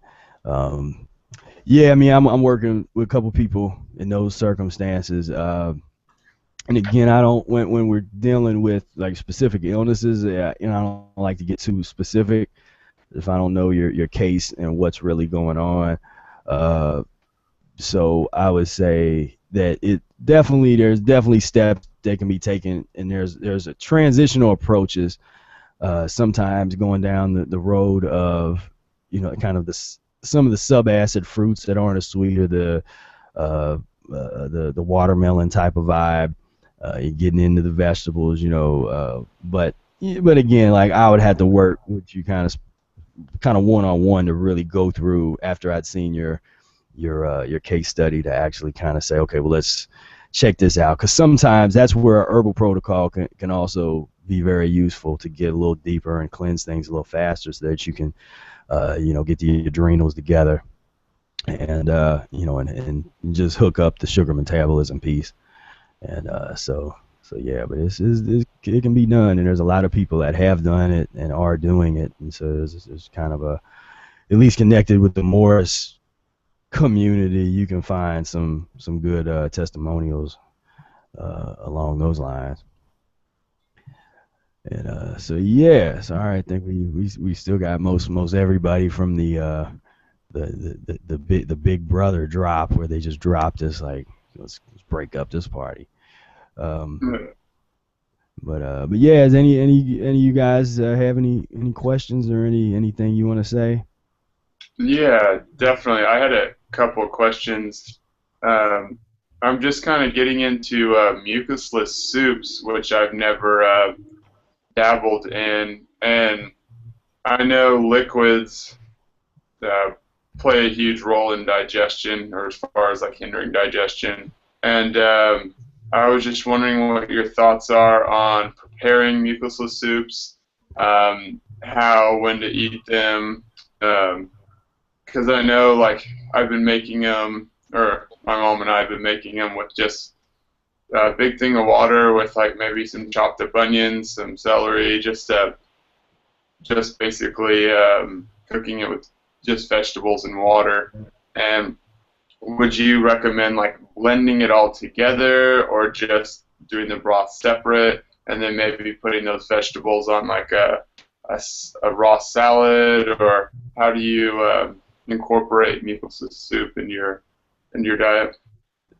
That was one of the things that I kind of I looked at what Eric had to say about that, and I experienced the soups for a minute, and then I just got away from them because I noticed that it it was hard to eliminate. You know, if I had like a vegetable soup and the vegetables and stuff were in it in all this liquid, uh, it it was just hard to eliminate. You know, so I would eat it, and then I just felt that in my stomach. That I was like, man, this is not. You know, because you got to filter the liquid over here, and then you got these cooked vegetables, and half the time the vegetables are overcooked. You know, depending on how they're prepared and put in the soup. So that was just yeah. So that like here's my thing with that. Like when you're dealing with a family and that might not be practicing the diet yet, and you're wanting to kind of almost introduce them to the diet and kind of and show them different things that like show them that you can eat this way and not be hungry. Because I can take anybody off the street. I've never been hungry. And as much fasting as I've done and all that stuff, I've never been hungry on this diet. I've never felt deprived, and I've never forced myself to not eat. You know, I've always applied the mechanics in the system and relied on that, and that is what enabled everything to take place and happen and the transformation to occur. You know, so I've never been, you know, people like, I'm hungry. I'm like, I mean, once I cleanse my stomach of all those acids and all those poisons, that experience that used to be hunger no longer exists. Just that type of whatever that was. I mean, it's hard for me to even remember what that feels like, but I kind of remember, you know, like, you know, because that's not even real hunger. What people call hunger, where you're craving a pizza or something, that's not hunger. You know, that's like you're craving poison. You know, like real hunger is it gonna be up here in the mouth or something, you know, and kind of in the tongue. And most people, you know, unless you're in real hard circumstances where you can't obtain any food, most people aren't going to be able to even push themselves to that, and shouldn't, because that's not this thing. This isn't about hunger. But in terms of, you know, taking a family or something like that, and if I want to say, okay, we're gonna have you're gonna have a transitional meal, you know, Mucusless Diet transitional meal. That's where I'd be, you know, maybe make a big vegetable soup, and you have some you know, the well toasted wheat bread or something back there, and you know, some big baked vegetable thing and some tomato sauce or whatever. I mean, you can make a really filling meal where they'll leave that meal kind of like, oh, man, I'm actually full. You know, I didn't know you could get full on that diet.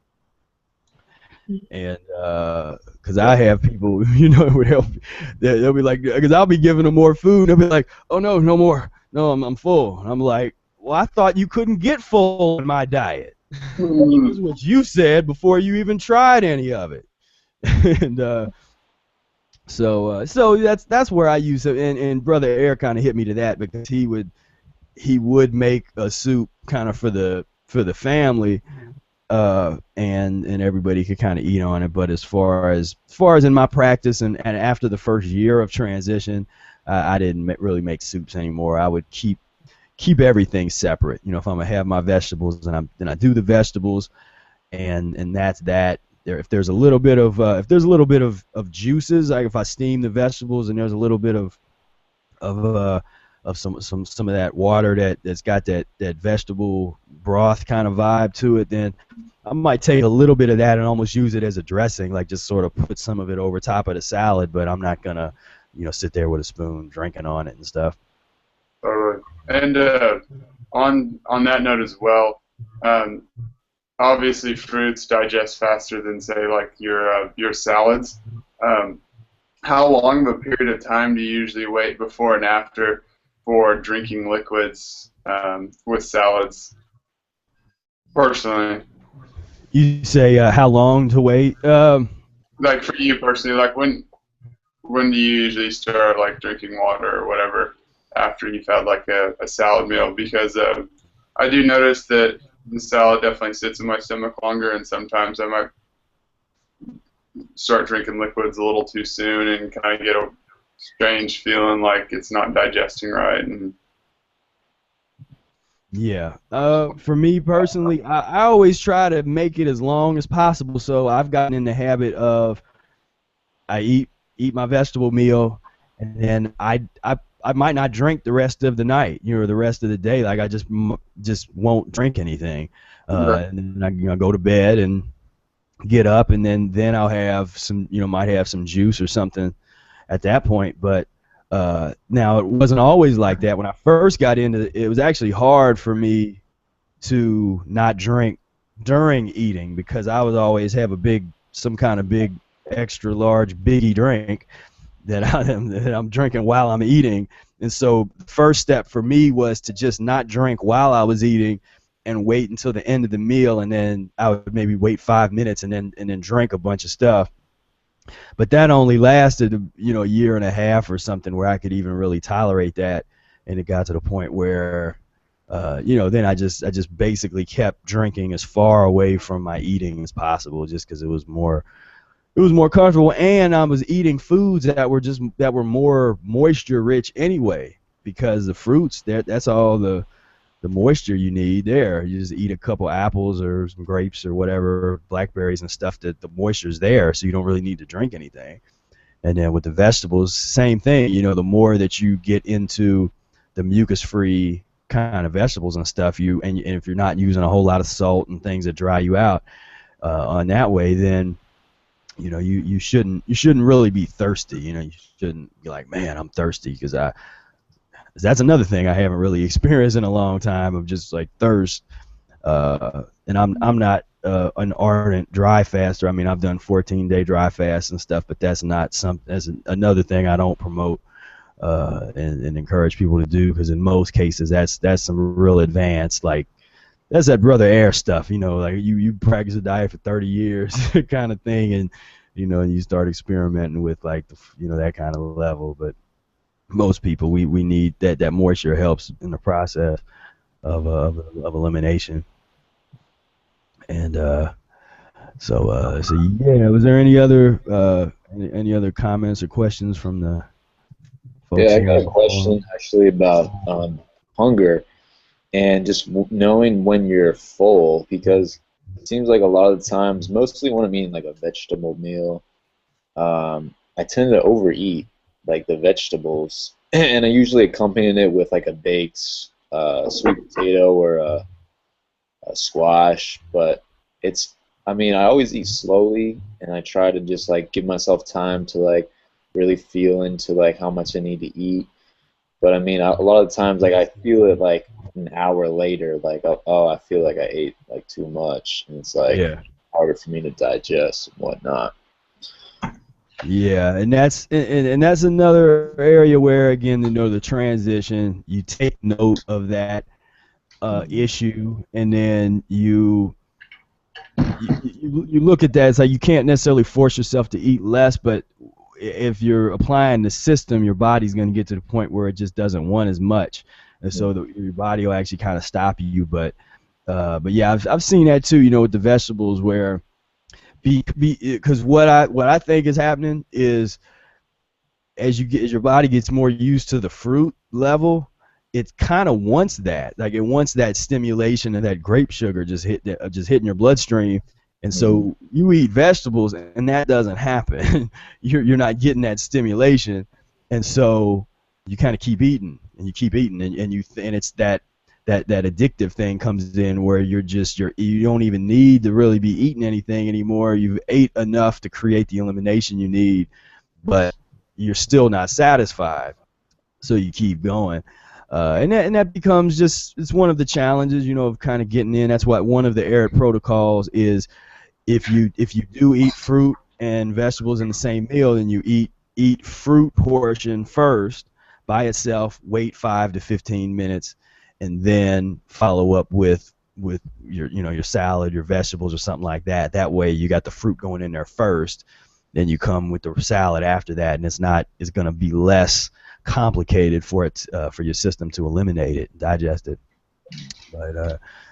But yeah, it's just, so that's just part of it. You just kind of watch it. At the same time, like, I'm not real hardcore on, like, if you're eating mucusless foods, then your body will sort of tell you that, when you're overeating, it's like, well, you're eating too much, so you won't feel too good.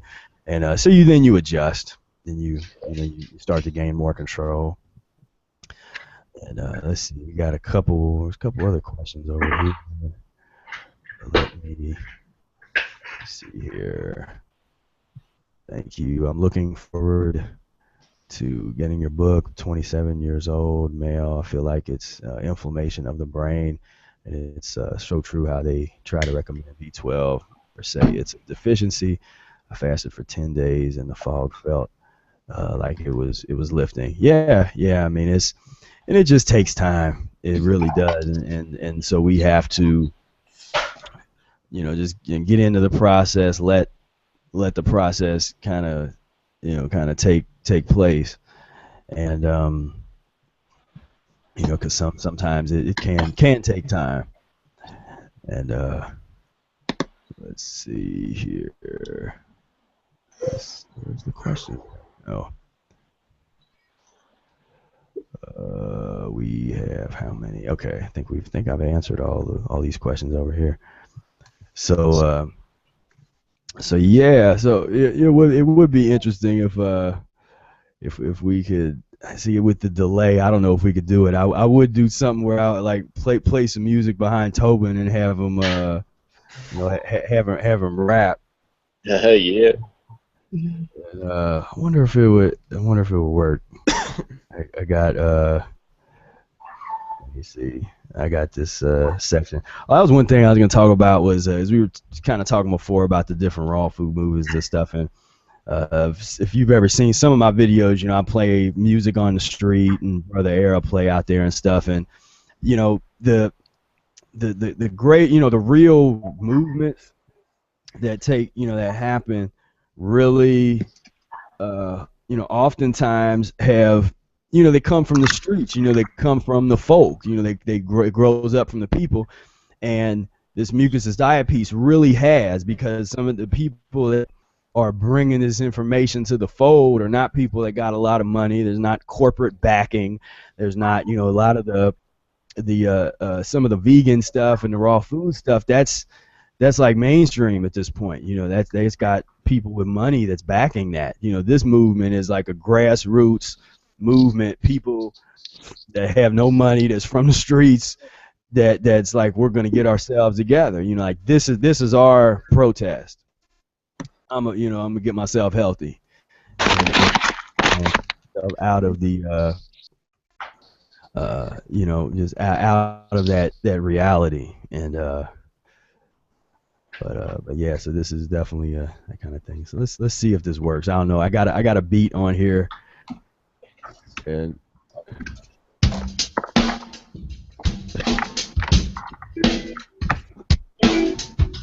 oh, you make this. That mucus. Yeah.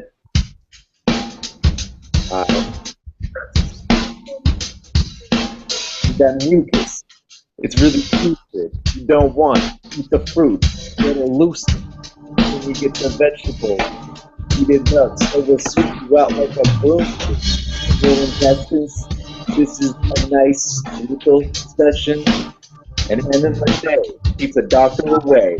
So do your enemas. That's okay. Raise your bag. Like you raise your flag. Do that, man. This is the Mucusless Diet Healing System. You don't want to be a victim. You want to feel uplifted. It's so hard. Feeling like you would be broke apart from the day you were born. Feeling said a bunch of shit. Now you're on something new and different. And it's that good stuff. Stuff that makes you feel right. That's the spirit of the Lord all tonight. So beautiful, we take it apart, huh? It's making some great vibes. You take time coming from the streets. Gonna tell the police that they need to be mucus-free. It's the only way to be free from disease. Constipation, elimination, bowel evacuation. That's the Mucusless Diet boogie. Trying to get it in, don't eat a cookie, eat a baked banana, yeah. Nice,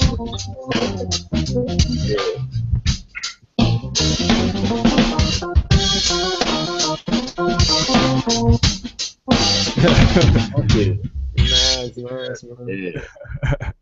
Yeah, that was fun. Yeah, I was hoping it would line up, because the main thing with that is with the technology, it's like that lag, and so sometimes if it was like out of sync, that's what it was, where is everybody's feed is. But I don't know, it sounded good to me, like it was kind of like it was lining up, and so I don't know. I'll be interested to listen back to that and see, just see how it lines up. But now I could do that all day. That's really where I live at. Like we're talking diet and all this kind of stuff. But if the world could just be musicians, like, and just making music all day, like that would be my world. Like where we didn't even have to talk about all this. We don't have to talk about the diet and all this. Like we just make music all day.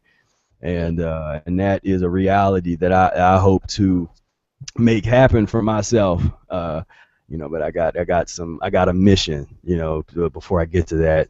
There's a few things I had to take care of. But yeah, that was kind of cool. Yeah, that's fun. So I'll open it up one more time here. We got about 10 more minutes. We can kind of wrap it up and close it down around 2. And so is there anybody else? Let's hear from some folks we haven't heard from. What's up, Roya? How you guys doing? Well, I'm doing pretty well. I'm trying to get into a mode where, like, I can do the same thing for a longer period of time without messing myself up. Yeah, and I'm trying to figure out how to do that. Because I always fell back to, no, not always, but sometimes really eat something I can tolerate anymore, and then I just feel so bad for a few days, and it's just unnecessary. Yeah, that's cool. And you've been a trooper. You working through the process, and it's the process. There's ups and downs. Sometimes you fall back and go back and eat some crazy stuff, and but you always come back and just keep transitioning. That's what it's all about. And how about your we said one more time. What's your name? Your friend. Lisa. Lisa. Yeah. So what's your thoughts now that you've been watching us talk? Are you thinking like, man, these people are nuts, or are you intrigued by the diet? Yeah, I'm still interested to become mucusless. I'm a vegetarian for 7 years, and I think that I want to become a vegan at first. But yes, I think it's great. Yeah, I mean, you're just a hop. You're a hop, skip, and jump away. You transition a little bit and clean yourself out just a little bit, and you will be in the vegan realm, as we say. Mucusless diet is like the original vegan diet, and that is where it's at. So how about Queenly? How you doing? I am alive. I'm marvelous. Well, I have a question. Sure. Is everybody eating cashews and nuts and almonds and pumpkin seeds? Everybody? How many can we eat a day? Anybody else want to? I've been talking a lot. Anybody Dried else wanna- fruit.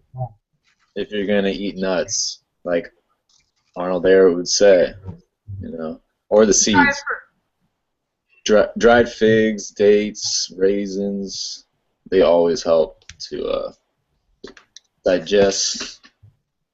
Do I have to soak the nuts? Because everybody's talking about soaking. I don't want to soak. Is that all right if I eat them with raisins? I don't think that's necessary. Yeah, I've never soaked. I never got into that because I just didn't, That's I like about knew. enzymes and nutrients. Yeah, that's the raw food, the parts of the raw food consciousness that don't interest me at all. But as far my thing with the nuts were they helped me get off of meat. So I went through periods where I would have a lot of nuts, but I did always eat them with dried fruit. So I would always have them with raisins.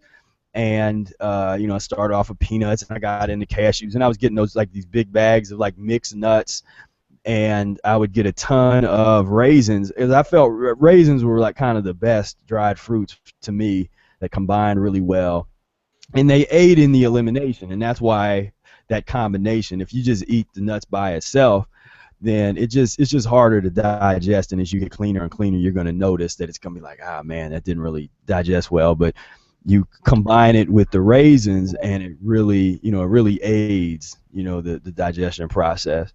And so it's not something that I recommend to get into for every day for long periods of time. Again, like we say with the system, you want to break things up, so you could eat them for a couple days, couple days, or if that's where you're at, or even if it's a week or whatever. But at some point, you're gonna want to go a couple days without it, and just be totally mucusless, so that you kind of break up that cycle. But so that's kind of where we are with that. I don't know, like, I'm sure there's some people that are mucusless minded and that get into some of the soap kind of things, but I don't know, me, that gets back over into that, like, you're still like the preparation, like you're still preparing stuff, that's like that preparation kind of minded, where it's, what I mean, to me, and raw nuts are really not what, they don't digest well at all. So I'm still would be more into the roasted nuts, in general. But if your thing is the soaked nuts, or that's cool, I guess. For it's all transitional. Cool. Yeah, I was gonna add on that. Uh, another thing about adding the dried fruit to the nuts is, like Spira said before, your body's really looking for that fruit sugar. So if you can add that dried fruit in with the nuts, you're actually going to get more of a satiation that your body's actually looking for. And sometimes when you just eat the nuts by yourself, it's like you can just keep eating them, keep eating them, keep eating them, and you don't really feel any kind of fulfillment, But if you mix it with the raisins, sometimes you enjoy that a little bit more at a body level. Like the mind might not even be there, but you enjoy that satiation a little bit more, and therefore you are less likely to overeat from my experience. Yeah. Cool. Yeah. Yeah, similar experience there. Yeah. I definitely find when I just eat nuts alone, I just start binging, and I definitely lose control when it comes to nuts, just because the fats are just really, really addicting to me. So I pretty much try to stay away from them as best as possible, and I've transitioned into pretty much just the dried fruit piece if I'm gonna like go there and try to get something that's maybe a little bit more satiating than, say, like some juicy fruits or something. Yeah. And that's an interesting, just the fats thing altogether is an interesting conversation, because that the hot topic is always avocados, and I'm just not a fan of even really using that on the transition, because it's so addictive, and you can't really combine it. Like, with one thing with the nuts, where you can combine the nuts uh, with the dried fruit, and it's going to help it eliminate. But when you're doing like the avocados, I mean, you better be putting it with the salad, but it's still it's much more complicated, and it's harder to eliminate and takes longer. Um, but it's interesting, the different. I've always found that the starches are, for me, the starches eliminate better, and since the starch is kind of the concentrated sugar, that's kind of what our body sort of wants, so it's going to try to break it down to that grape sugar kind of vibe, but yeah, but it's definitely something that can be used on the transition.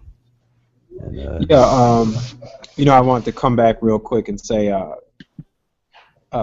Tobin had made the point about like overeating the veggies, and I've kind of gotten into the mode of like before dinner, I'll have like a small fruit meal, maybe like 2 oranges, and then I'll chill for a little bit, maybe do something, go for a walk or something. Then an hour later or 2 hours later or whenever, I'll have my evening salad. Uh, but like make it a reasonable size. Like when you make your salad, just make it as much as you feel is reasonable and not really too much. Eat that salad, maybe go for a walk, maybe read something, do something that you got to do. Um, and then, like, if you still feel hungry, I usually come back and I'll have like an evening fruit meal, maybe just 1 orange, or I might have like a cantaloupe if I have a melon, not right after the salad, but like an hour or two later. And that really helps me like not overeat the veggies.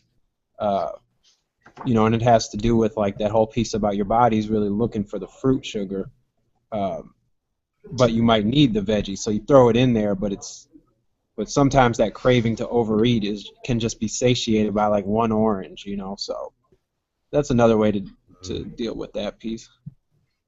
Yeah. Does that answer your question, Queenly? Hey, Spira. Yes. Good. Yeah. What's Hey, up? Spira. What's up? What do you think about that with the eating a fruit meal like an hour or two after a veggie meal? Sometimes I get dehydrated after veggies, and just having like a little fruit or something afterwards always makes me feel better. You think that's cool? That's a good way to go. Yeah. I mean, that's one of those things where just kind of monitor it. Yeah. Because it's almost like you could eat some fruit as if you were drinking juice. Because it almost feels different, but you could maybe kind of make it the same in your head, where it's like, well, you could either make some juice. I mean, I would maybe recommend juice instead of the fruit, but I don't know. I mean, if Oh, really? Huh. yeah, because a couple hours, if you want to have a juice in the evening or something, a couple hours after your meal, I find that to be fine. It's cool. You're getting in the juice, but you're not really gonna complicate things too much with different mixtures. But if you wanted to eat some fruit, I just don't know if it's a long term something that you want to do. That's a technique that you want to really incorporate, because that's one of those side techniques that you can use for a while in the transition, but it's not something you would really want to dedicate, like make that a part of your thing forever. You know what I mean? What if you push the salad up? Like instead of having the salad for dinner, you more had it as like a lunch, like a late lunch type thing, and then you had your fruit as like a dinner meal and stuff. Because I just found that like my body, it kind of prepares my digestion when I'm sleeping a lot better, or like instead of having veggies 2 hours before I go to bed, like having fruit 2 hours before I go to bed just always kind of helps my body. And then the next morning, it's like I'm a little bit cleaner and such. Yeah. I don't know. Yeah, I mean, I've just been thinking about that. Yeah, I mean, it's a protocol you could experiment with to see. It's all transitional, though. It's not going to be bad. Yeah. I mean, it's just in my head. I wouldn't want to make that like some kind of a standard kind of approach. If you're gonna do that change, then do that. Go for a while instead of having the fruit first. Have that meal. Have your vegetable meal in the afternoon and then fruit in the evening. But I guess the main thing is that there's a reason why Eric emphasizes eat the fruit first, because I would almost say if that's the case, then in your dinner meal eat the fruit first. So have fruit, right, and then wait 15 minutes and then have your vegetables, you know, and so that it's in the same meal as opposed to making two separate meals like that. And that's why I prefer, if you're going to do something like that, do juice, you know, make some juice in the evening or something like that. You know, which, you know, just to me is going to be a little less complicated for the long term. Yeah, I do see what you're saying. Yeah. These are like nuances, you know, like this is right. folks getting into the diet and the transition methodology, you know. Yeah. Right. Yeah, what I was thinking was more in terms of preparing myself for eating fruit just more generally, you know, because it's like in the evening is where I more tend to want to overeat. So I was that's kind of where it came in, was like just preparing my body to get used to having fruit meals for dinner versus like these huge combination veggie meals. You know, so that's where the piece came from. Yeah. So but it's a nuance. I agree. It's more of a nuance. Yeah. It's these little quibbles. You know, the reason that we can kind of get into them and talk kind of intensively about them and where these kind of decisions are important to look at is because you know, you want to set up best practices for the long term. You know, so you don't, when possible, you don't really want to go down a path that's going to lead you into something kind of, you know, some weird dead end or something. You know, you want to you know, kind of keep it you know, keep it kind of consistent, you know, and don't go down these little sideways and roads and stuff that end up, you know, I've been there. I mean, we've all been there. You're gonna go down a couple of them, but if we can avoid, you know, if we can avoid it, that's always better. And yeah. So, was there any other questions from folks and people that had? Is that yeah. Go ahead, Doug. All right, cool. Yeah, this is it. So this has come up a few times when I've talked about like oranges and the acid fruits. And I think this is something that's extremely important for all of us, is how to shop for fruit and how to know when the fruit's truly ripe and just what to look for in the quality of the fruit. Especially for oranges. They're like really inexpensive around here. I can get 90 of them for $15.50, or pretty much stop at any market and get them for under $1 a pound. So I really enjoy them. But I just hear a lot of people talking about being cautious of them not being fully ripe. And so I just want to hear your thoughts on that. What you look for in color and the feel, and maybe just kind of like whatever you have to say about that. Yeah, I mean, you know, and we could have other people could probably answer too what they do. I mean, what I found myself doing over the years is I find one or two fruits that taste good that year, and that's what I eat. Like, that's all I eat. And it changes year to year based on the crops and based on what tastes good. And so I don't try to if they're having a bad year with like oranges or something, then I won't really mess with those. Like, for instance, this year, or this past fall, has been Honeycrisp apples. But the Honeycrisp apples just got nasty, and they stopped selling those. And the Fujis have been what's tasting good around, at least around me. 2 years ago was like, you know, grape fest, and it was all these cheap grapes. Or was it 3 years ago? I'd have to look. But I had almost exclusively grapes in the wintertime and stuff. They were 99 cents a pound for a long time at all these different stores. I would just go from store to store, finding the 99 cents a pound. Yeah, I'm missing that right about now. They're like $7 a pound on that. Right. Yeah, it's almost like it's almost like I would rather gas prices go up and grape prices go down, you know. Gas has been going down, but I'm like, man, you know what? I will pay the gas. Just give me some reasonably priced, good tasting grapes, please. But yeah, so it's been the food. Yeah, the Fuji apples have been kind of where it's at. Got some good oranges. I like these Honeybell oranges that come in, for just about a month. Last month, those were pretty good. But so that's kind of my thing.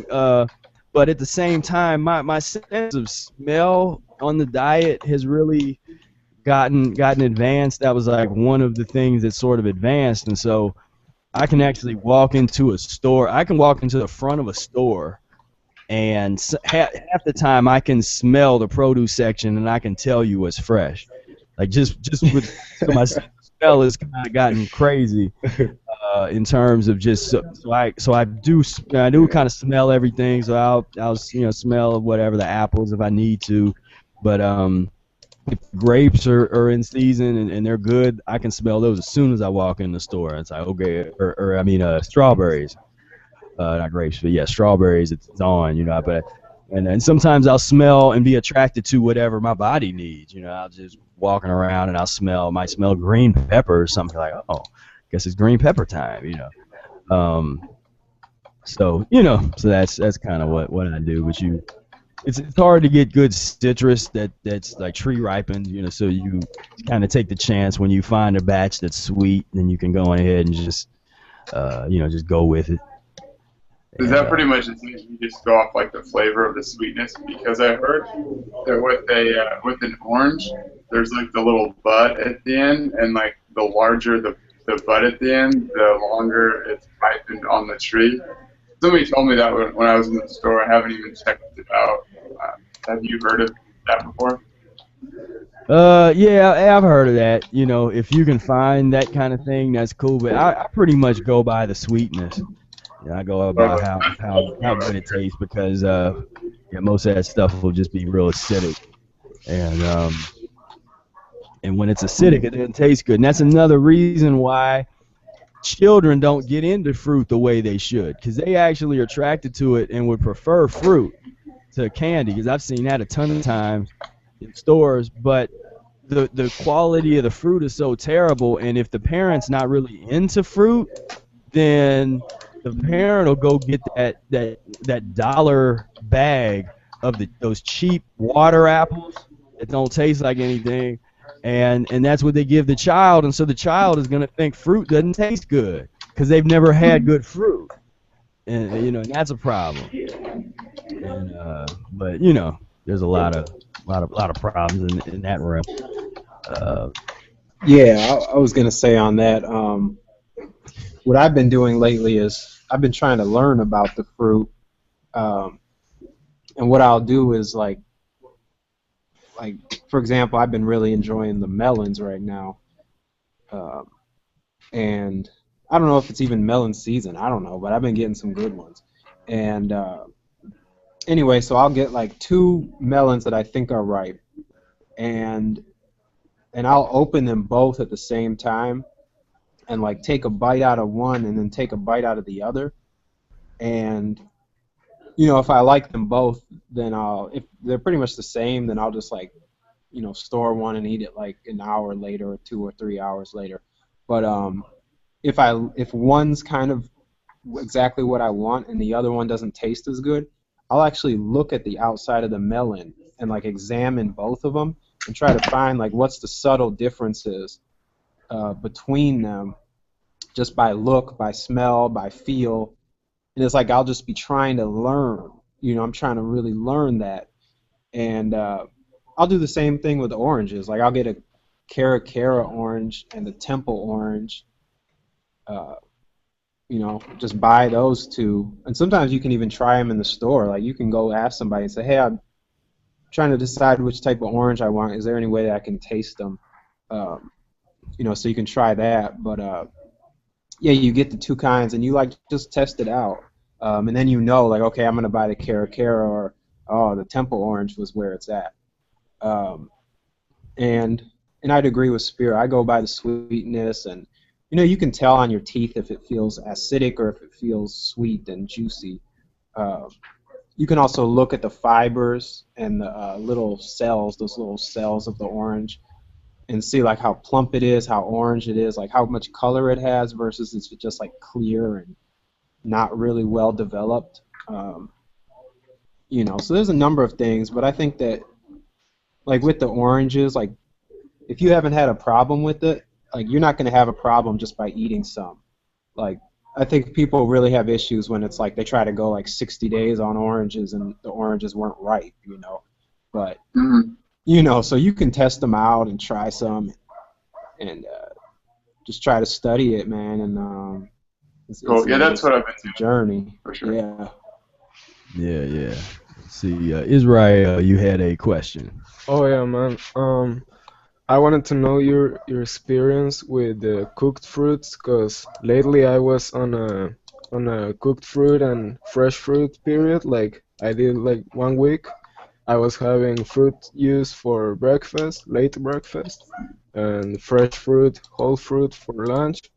And then I came home, and as I remember that Eric said they were less aggressive than raw fruits. I said, let me try some baked bananas, some stewed apples, and I did that for a week, and I had regular bowel movements. I could see mucus strings coming out. So my question is, do the cooked fruit could cause a constipation, or like if you haven't transitioned for 2 years, 3 years like Tony, like I've been transitioning for one year and a half, and would I expect to have problems? Do I need to transition more time into the cooked fruit periods? Well, I mean, the cooked fruit is really like that is the transition. Like that's the time when you are really transitioning into these these higher levels, and so that's why it says it's a less aggressive it's a less aggressive mode when you're doing whether it's the baked the main ones I did was the baked banana.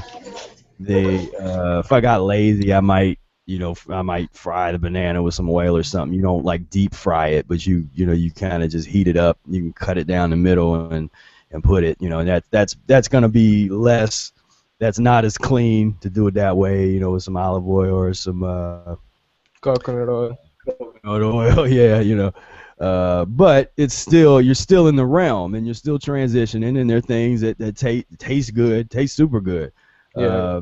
Eliminates well. I've never had any problem eliminating. I mean, that in fact that's what I recommend to people that are having trouble eliminating. Some of the folks that have been on the raw foods for a long time that didn't necessarily transition, and they start having trouble eliminating.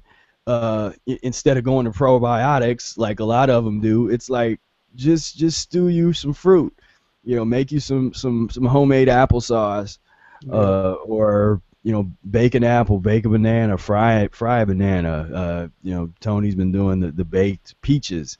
You can explore that. You can make make some strawberry kind of sauces or something. I mean, there's a lot that can be explored in that realm. Sure. But yeah. It's just that when I was on that period, when I was laying down trying to go to sleep, I was thinking like, maybe this is too high of too advanced of a phase. Maybe I need to wait more. But like Tony was asking me, do you think the fruit period, even including the cooked fruit, is more advanced than the used vegetables? And well, I would say it depends, but to me it feels more advanced because when I was on that phase, on the cooked fruit and fresh fruit phase, I will crave vegetables and at the same time I will crave them, but I know that they are too heavy and the vibes are too different from the fruits. So I stayed on that fruit phase, and I did it for a week. It was good, but I kept thinking like maybe this is too advanced for me, and maybe I need to transition more into it. But like you said, the cooked fruit is the transition. Yeah, yeah, and you don't you don't have to deprive yourself if you did feel like you wanted those vegetables or something. I mean, it's good to do things like that just because you see what they're about, and you get to see how it feels with where you're at. Is it too aggressive? Is it something that I need to get more aggressive or whatever? And sometimes, and I will say that yeah, the cooked fruits sometimes will sort of, because you are on that you are dealing with the cooked stuff, so sometimes that might create some hunger for, not hunger, that ain't even the right word, but like some desire uh for the vegetable meals, so I had went through periods where maybe in the afternoon I would have like my baked banana surprise thing, and then in that evening I would have the my big salad with the steamed vegetables. Okay. And and so I would play around with that. I mean, normally if I was doing that, those might be the days where I have a small, not like like breakfast, but maybe after I've been up a couple hours, maybe I'll have a couple apples or something, just to get some raw fruit involved, Yes. kind of, and then a couple hours later I have the baked banana thing, and then several, whatever, 4 or 5 hours after that in the evening I'd have a vegetable meal or something, and so that's a potential protocol. Yeah, it's all about playing around and see what works for you and when it works for you. Because yeah, I noticed I I get this sense like let me eat these raw apples, raw papaya before the cooked fruit because it was like an instinct. Yeah. So yeah, man, thanks for sharing your experience with it. Yeah. And so yeah, it looks. I see that Georgia is here. I don't know. I don't know. Is your mic working, Georgia? Are you able to hear us? Or Yes, I had to turn it off because I was with my kids earlier and then now at work, but I've been trying to listen as much as I can. Can you hear me? yeah, we can hear you. Yeah, it sounds pretty good. We Okay. can't see you. We're looking at something. We're looking at a sofa or something. I have to turn the phone around because can you see me now? No, it turned off the video camera. Whatever you just did. Oh, I'm sorry. Oh, hold on. Okay, how about now? No, Oh, that's better. That's better. Can you see Yeah. a little bit? Uh, yeah. So, Okay. yes. So you Hello? you are a Brazilian jazz musician, correct? Correct. And you play guitar and Yep. sing, Sing, and write music. yeah, and how long you've practiced the diet? You've been into it for a while now, right? Yes. Been doing this for a total of 5 years, a little bit over 5 years, so. And I totally enjoy it. Any other way have given me lots of energy and lots of happiness. Just a lot of joy in life, I guess. And you do, um, and I've been hearing the stories on Facebook. You do like manual labor and stuff. You'll be doing yeah. your eating your stuff, and then you go out and paint houses and clean, just do all kinds of stuff. Oh yeah, climb on plus ladders ever and clean 40 something windows all by myself in one day and don't even get tired, don't even feel tired at all. And so that's the miracle right there of the diet is you become you become kind of a super person, superhero. Yeah, you do. Superhuman. But I've been doing that for way too long, so I do have to also take a little bit of care of myself because you feel so much energy that you can overdo yourself, and that's what I've been yeah. experiencing, way too much of it. So I have to have to, be mindful of my body too. And lately, I've been trying to remind myself, yeah, you have the power and the health, but just Your audio was coming. Oh no, we lost her. I was gonna say Oh, the audio was coming in and out there a little bit, and so yeah, so we yeah, got a new man. one. George is a great role model for this thing. She's always got something positive to say about her experience. Yeah, and she's been in the trenches with just dealing with Yeah. marriages and relationships and and navigating that with the diet and having getting into the diet sort of what already having a life, that happens with some people. They'll have a family or something and they find a diet and they got to get into it, and it's a challenge. And let's see, you back, Georgia, say something. I don't know why I keep getting cut off. I was gonna say maybe find a good spot, and then or because you was walking around and it was kind of coming in and out. Oh, okay. So yeah, you probably want to kind of find a spot and chill, and probably have a better chance. But Yeah, can you see me? Yeah, since I started though, and I thought maybe I needed to update my program, and I did, but it's still coming out for some odd reason, coming in and out. yeah. And so we are kind of trying to wrap it up. I know you had to. We're gonna do this again, and so we'll definitely have you on from the beginning, so you can really talk, huh? Sorry about today. I had to have a little later start. Well, that's fine. I know we're trying to deal with the time change. Different time things and Yeah, all I that. got messed up with the timing, thinking it was 12 over here. Forgot it was 12 on your time. Yeah.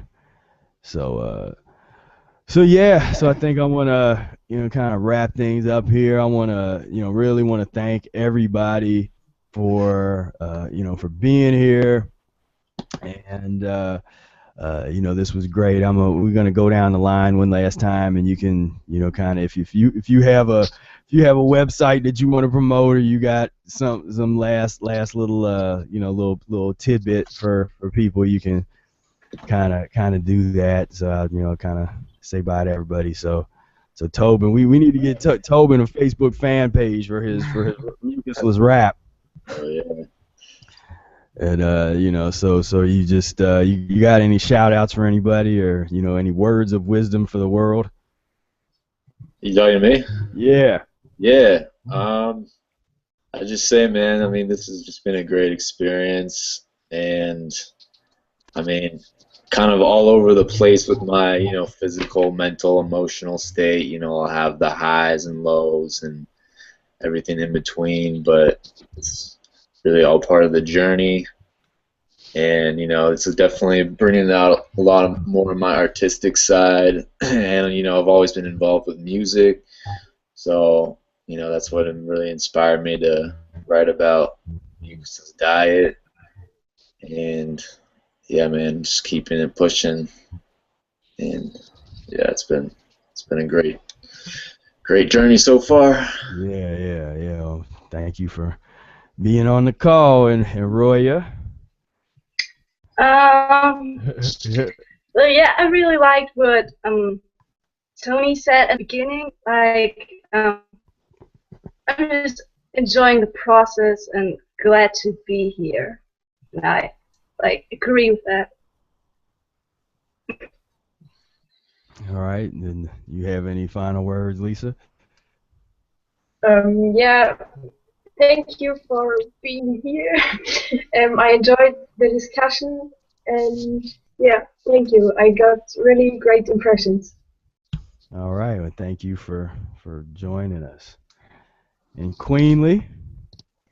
Well, this was my first meeting, and I loved it. It was very, very interesting. I learned a lot, and it's so cool to connect with people from different parts of the world. It's just amazing. So thank you for making me a part of this meeting. All right. Thank you for joining us. And Israel. Well, I want to say that I'm very thankful to be here with you all. I love you all very much, and you're like a second family or like a family to me. Um, I really appreciate the consideration for having me here. I'm really grateful for to have this on my hands right now, and I'll be reading it for the next couple days. Well, not couple really. And I just want to encourage everyone who is on this path to righteousness, to physiological liberation, to keep going. This is a practice. This is slow but sure, like Eric said, and just trust yourself. You have an amazing community on Facebook, which is very beautiful, supportive. It's here for our benefit, and we just have to keep going, man. This is the true path. This is what I feel I was put here to do. And thank you so much, Spirit and everyone. Thank you so Yeah, much. man. Yeah, thank you, man. And Georgia, how you doing over there? I'm okay. I'm still here. Thank you so much. Yeah, I learned a lot today too. It was interesting. You always think, oh no, I probably know everything now, but then I was surprised to see I learned a lot of stuff from you today. So I appreciate this meeting totally.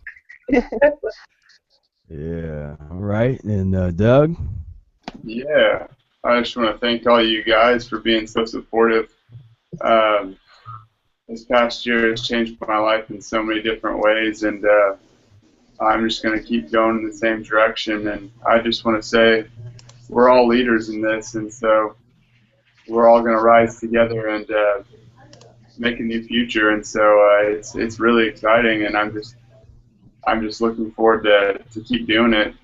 And I was just going to throw this out there too. I get back from South America in May, and I've got a fruit orchard with Japanese plums, some European plums, pears, apples, growing marionberries, grapes, just a whole plethora of stuff. And if you guys are ever in Eugene or even want me to send you some fresh fruits or anything, just hit me up and I can maybe package up some fresh vine-ripened fruit from my orchard. Yeah, nice. If you guys want some. Yeah, Dude, so I thought that would be cool. yeah. And Doug has a Facebook group. What's the name of your group? The Yeah, athlete? it's called Athletes Who Practice the Mucusless Diet Healing System, but I'm actually kind of in the process of restructuring it um, to to kind of give it a different name because a lot of people are getting on there and just talking about purely lifting weights and just like this stimulated aspect of fitness, and that's not really like the way I wanted to approach it.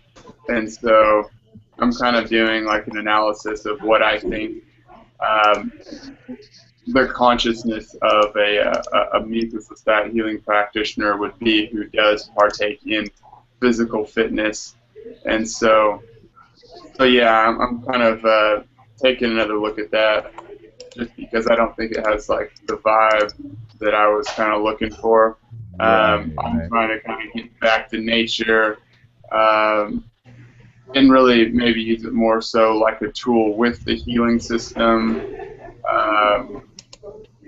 And so yeah, that's kind of what I'm thinking on that. All right. Well, cool, man. Yeah, thank you for being here. And then Tony, you got any last words of wisdom before we close this off? Oh man, I'm happy to see everybody and get to meet Queenly and Israel. And, Roya and Tobin I've seen before, and Doug we've connected, and I'm just real happy to see you guys. And I try to share some videos on Mucusless Diet Health. It's a YouTube channel, and I've seen them all. Yeah, man, and I appreciate you guys checking those out and keeping me on point, man, because like I'm trying to share this information and check me if I don't say it right, you know, because like Spira had to contact me the other day about some kind of impure water I was using, and it's like I need that, you know what I mean? Because I'm in a learning process, you know. Sometimes I might be in an emotional elimination, might make a video that's not the most educational or something, you know. So I'm just trying to, you know, develop my own knowledge as I do those. But yeah, I'm just enjoying the process, and you know, a lot of this stuff is experimentation. Like you don't get it all by intellect alone. You have to like try something out, see how it works, and then you refine it a little bit. So just keep experimenting and exploring, and it's like walking through the woods. You know what I mean? You just get to explore and try things out. So yeah, Yeah, Tony, I man. just want to enjoying say it. that I would love to hear more videos about emotional eliminations associated with like physical elimination and just like the mental emotional piece or aspect of it when fasting and doing different periods and kind of like what your perspective is on it. I know you put a few videos out there and I really enjoy them, and I'm just trying to Oh, get a deeper cool. sense of where that's coming from and what's going on. And if like it almost feels to me, you know, like those emotions are like physically stored in my body, and the elimination of waste is actually releasing them. And so there's just like there's a lot of different aspects of it that I'm trying to understand a bit deeper, and your personal insight would be much appreciated. Yeah, definitely. Yeah, that's yeah. Tony does real, yeah, good videos on that. Cool, man. Yeah, definitely. I'll you know, I wanted to add on that. I know, Doug, I know you're a reader and stuff like that, man, and you'll check some stuff out. I would suggest checking out this book called The Sedona Method.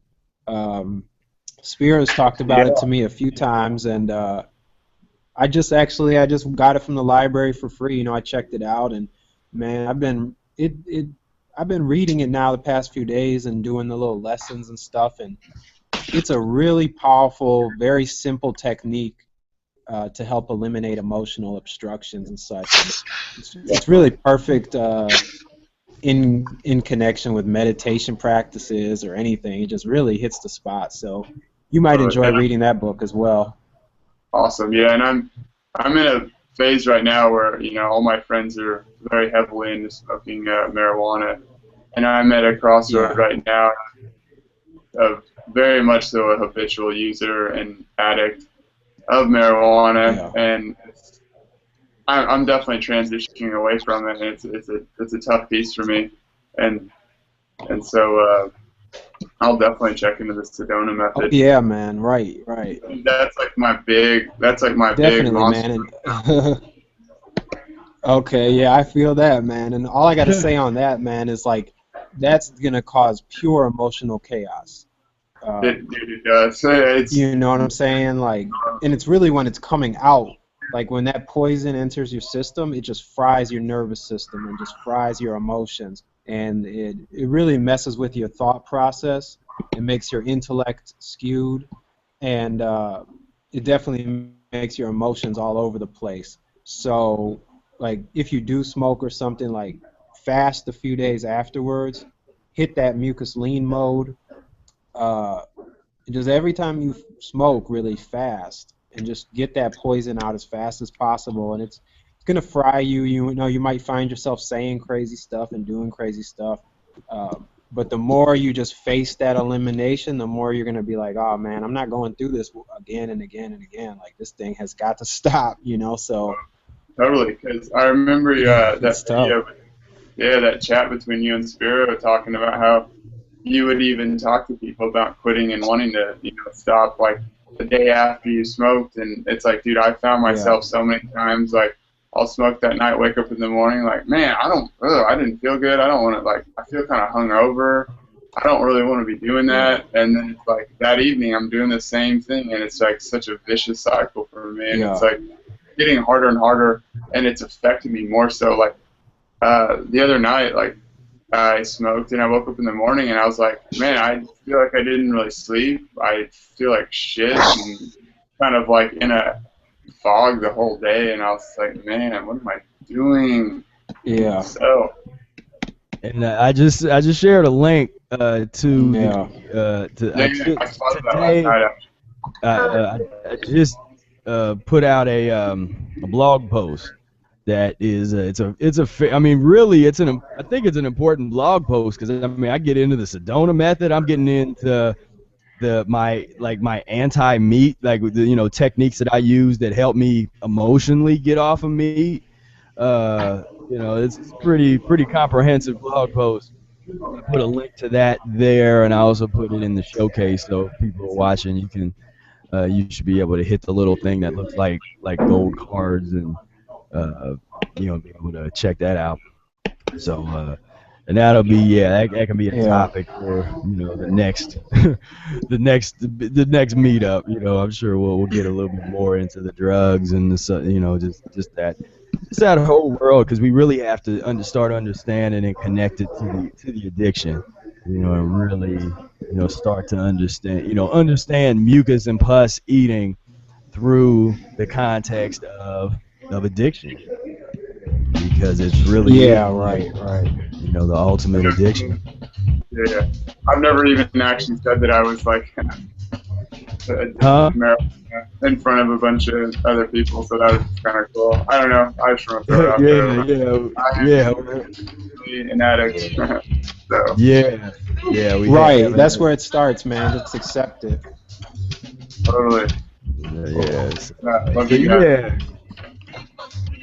And so I want to go on ahead and bring this session to a close, and definitely want to do this again. I'm trying to decide how the frequency, once a month, once every couple weeks, once a week. It just depends on my schedule. Y'all, different people's schedule that we want to invite different people and stuff.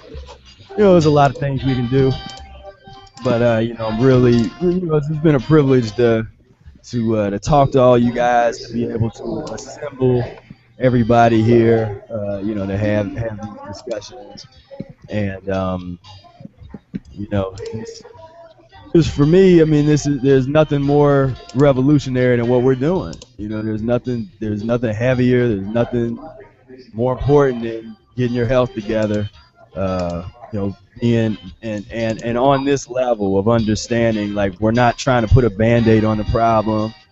We're fundamentally trying to reconstruct our system, and create a new world. Create something that is not, a reality that hasn't happened before. So it's been great. I want to thank all you guys for being here, and until next time, peace, love, and breath.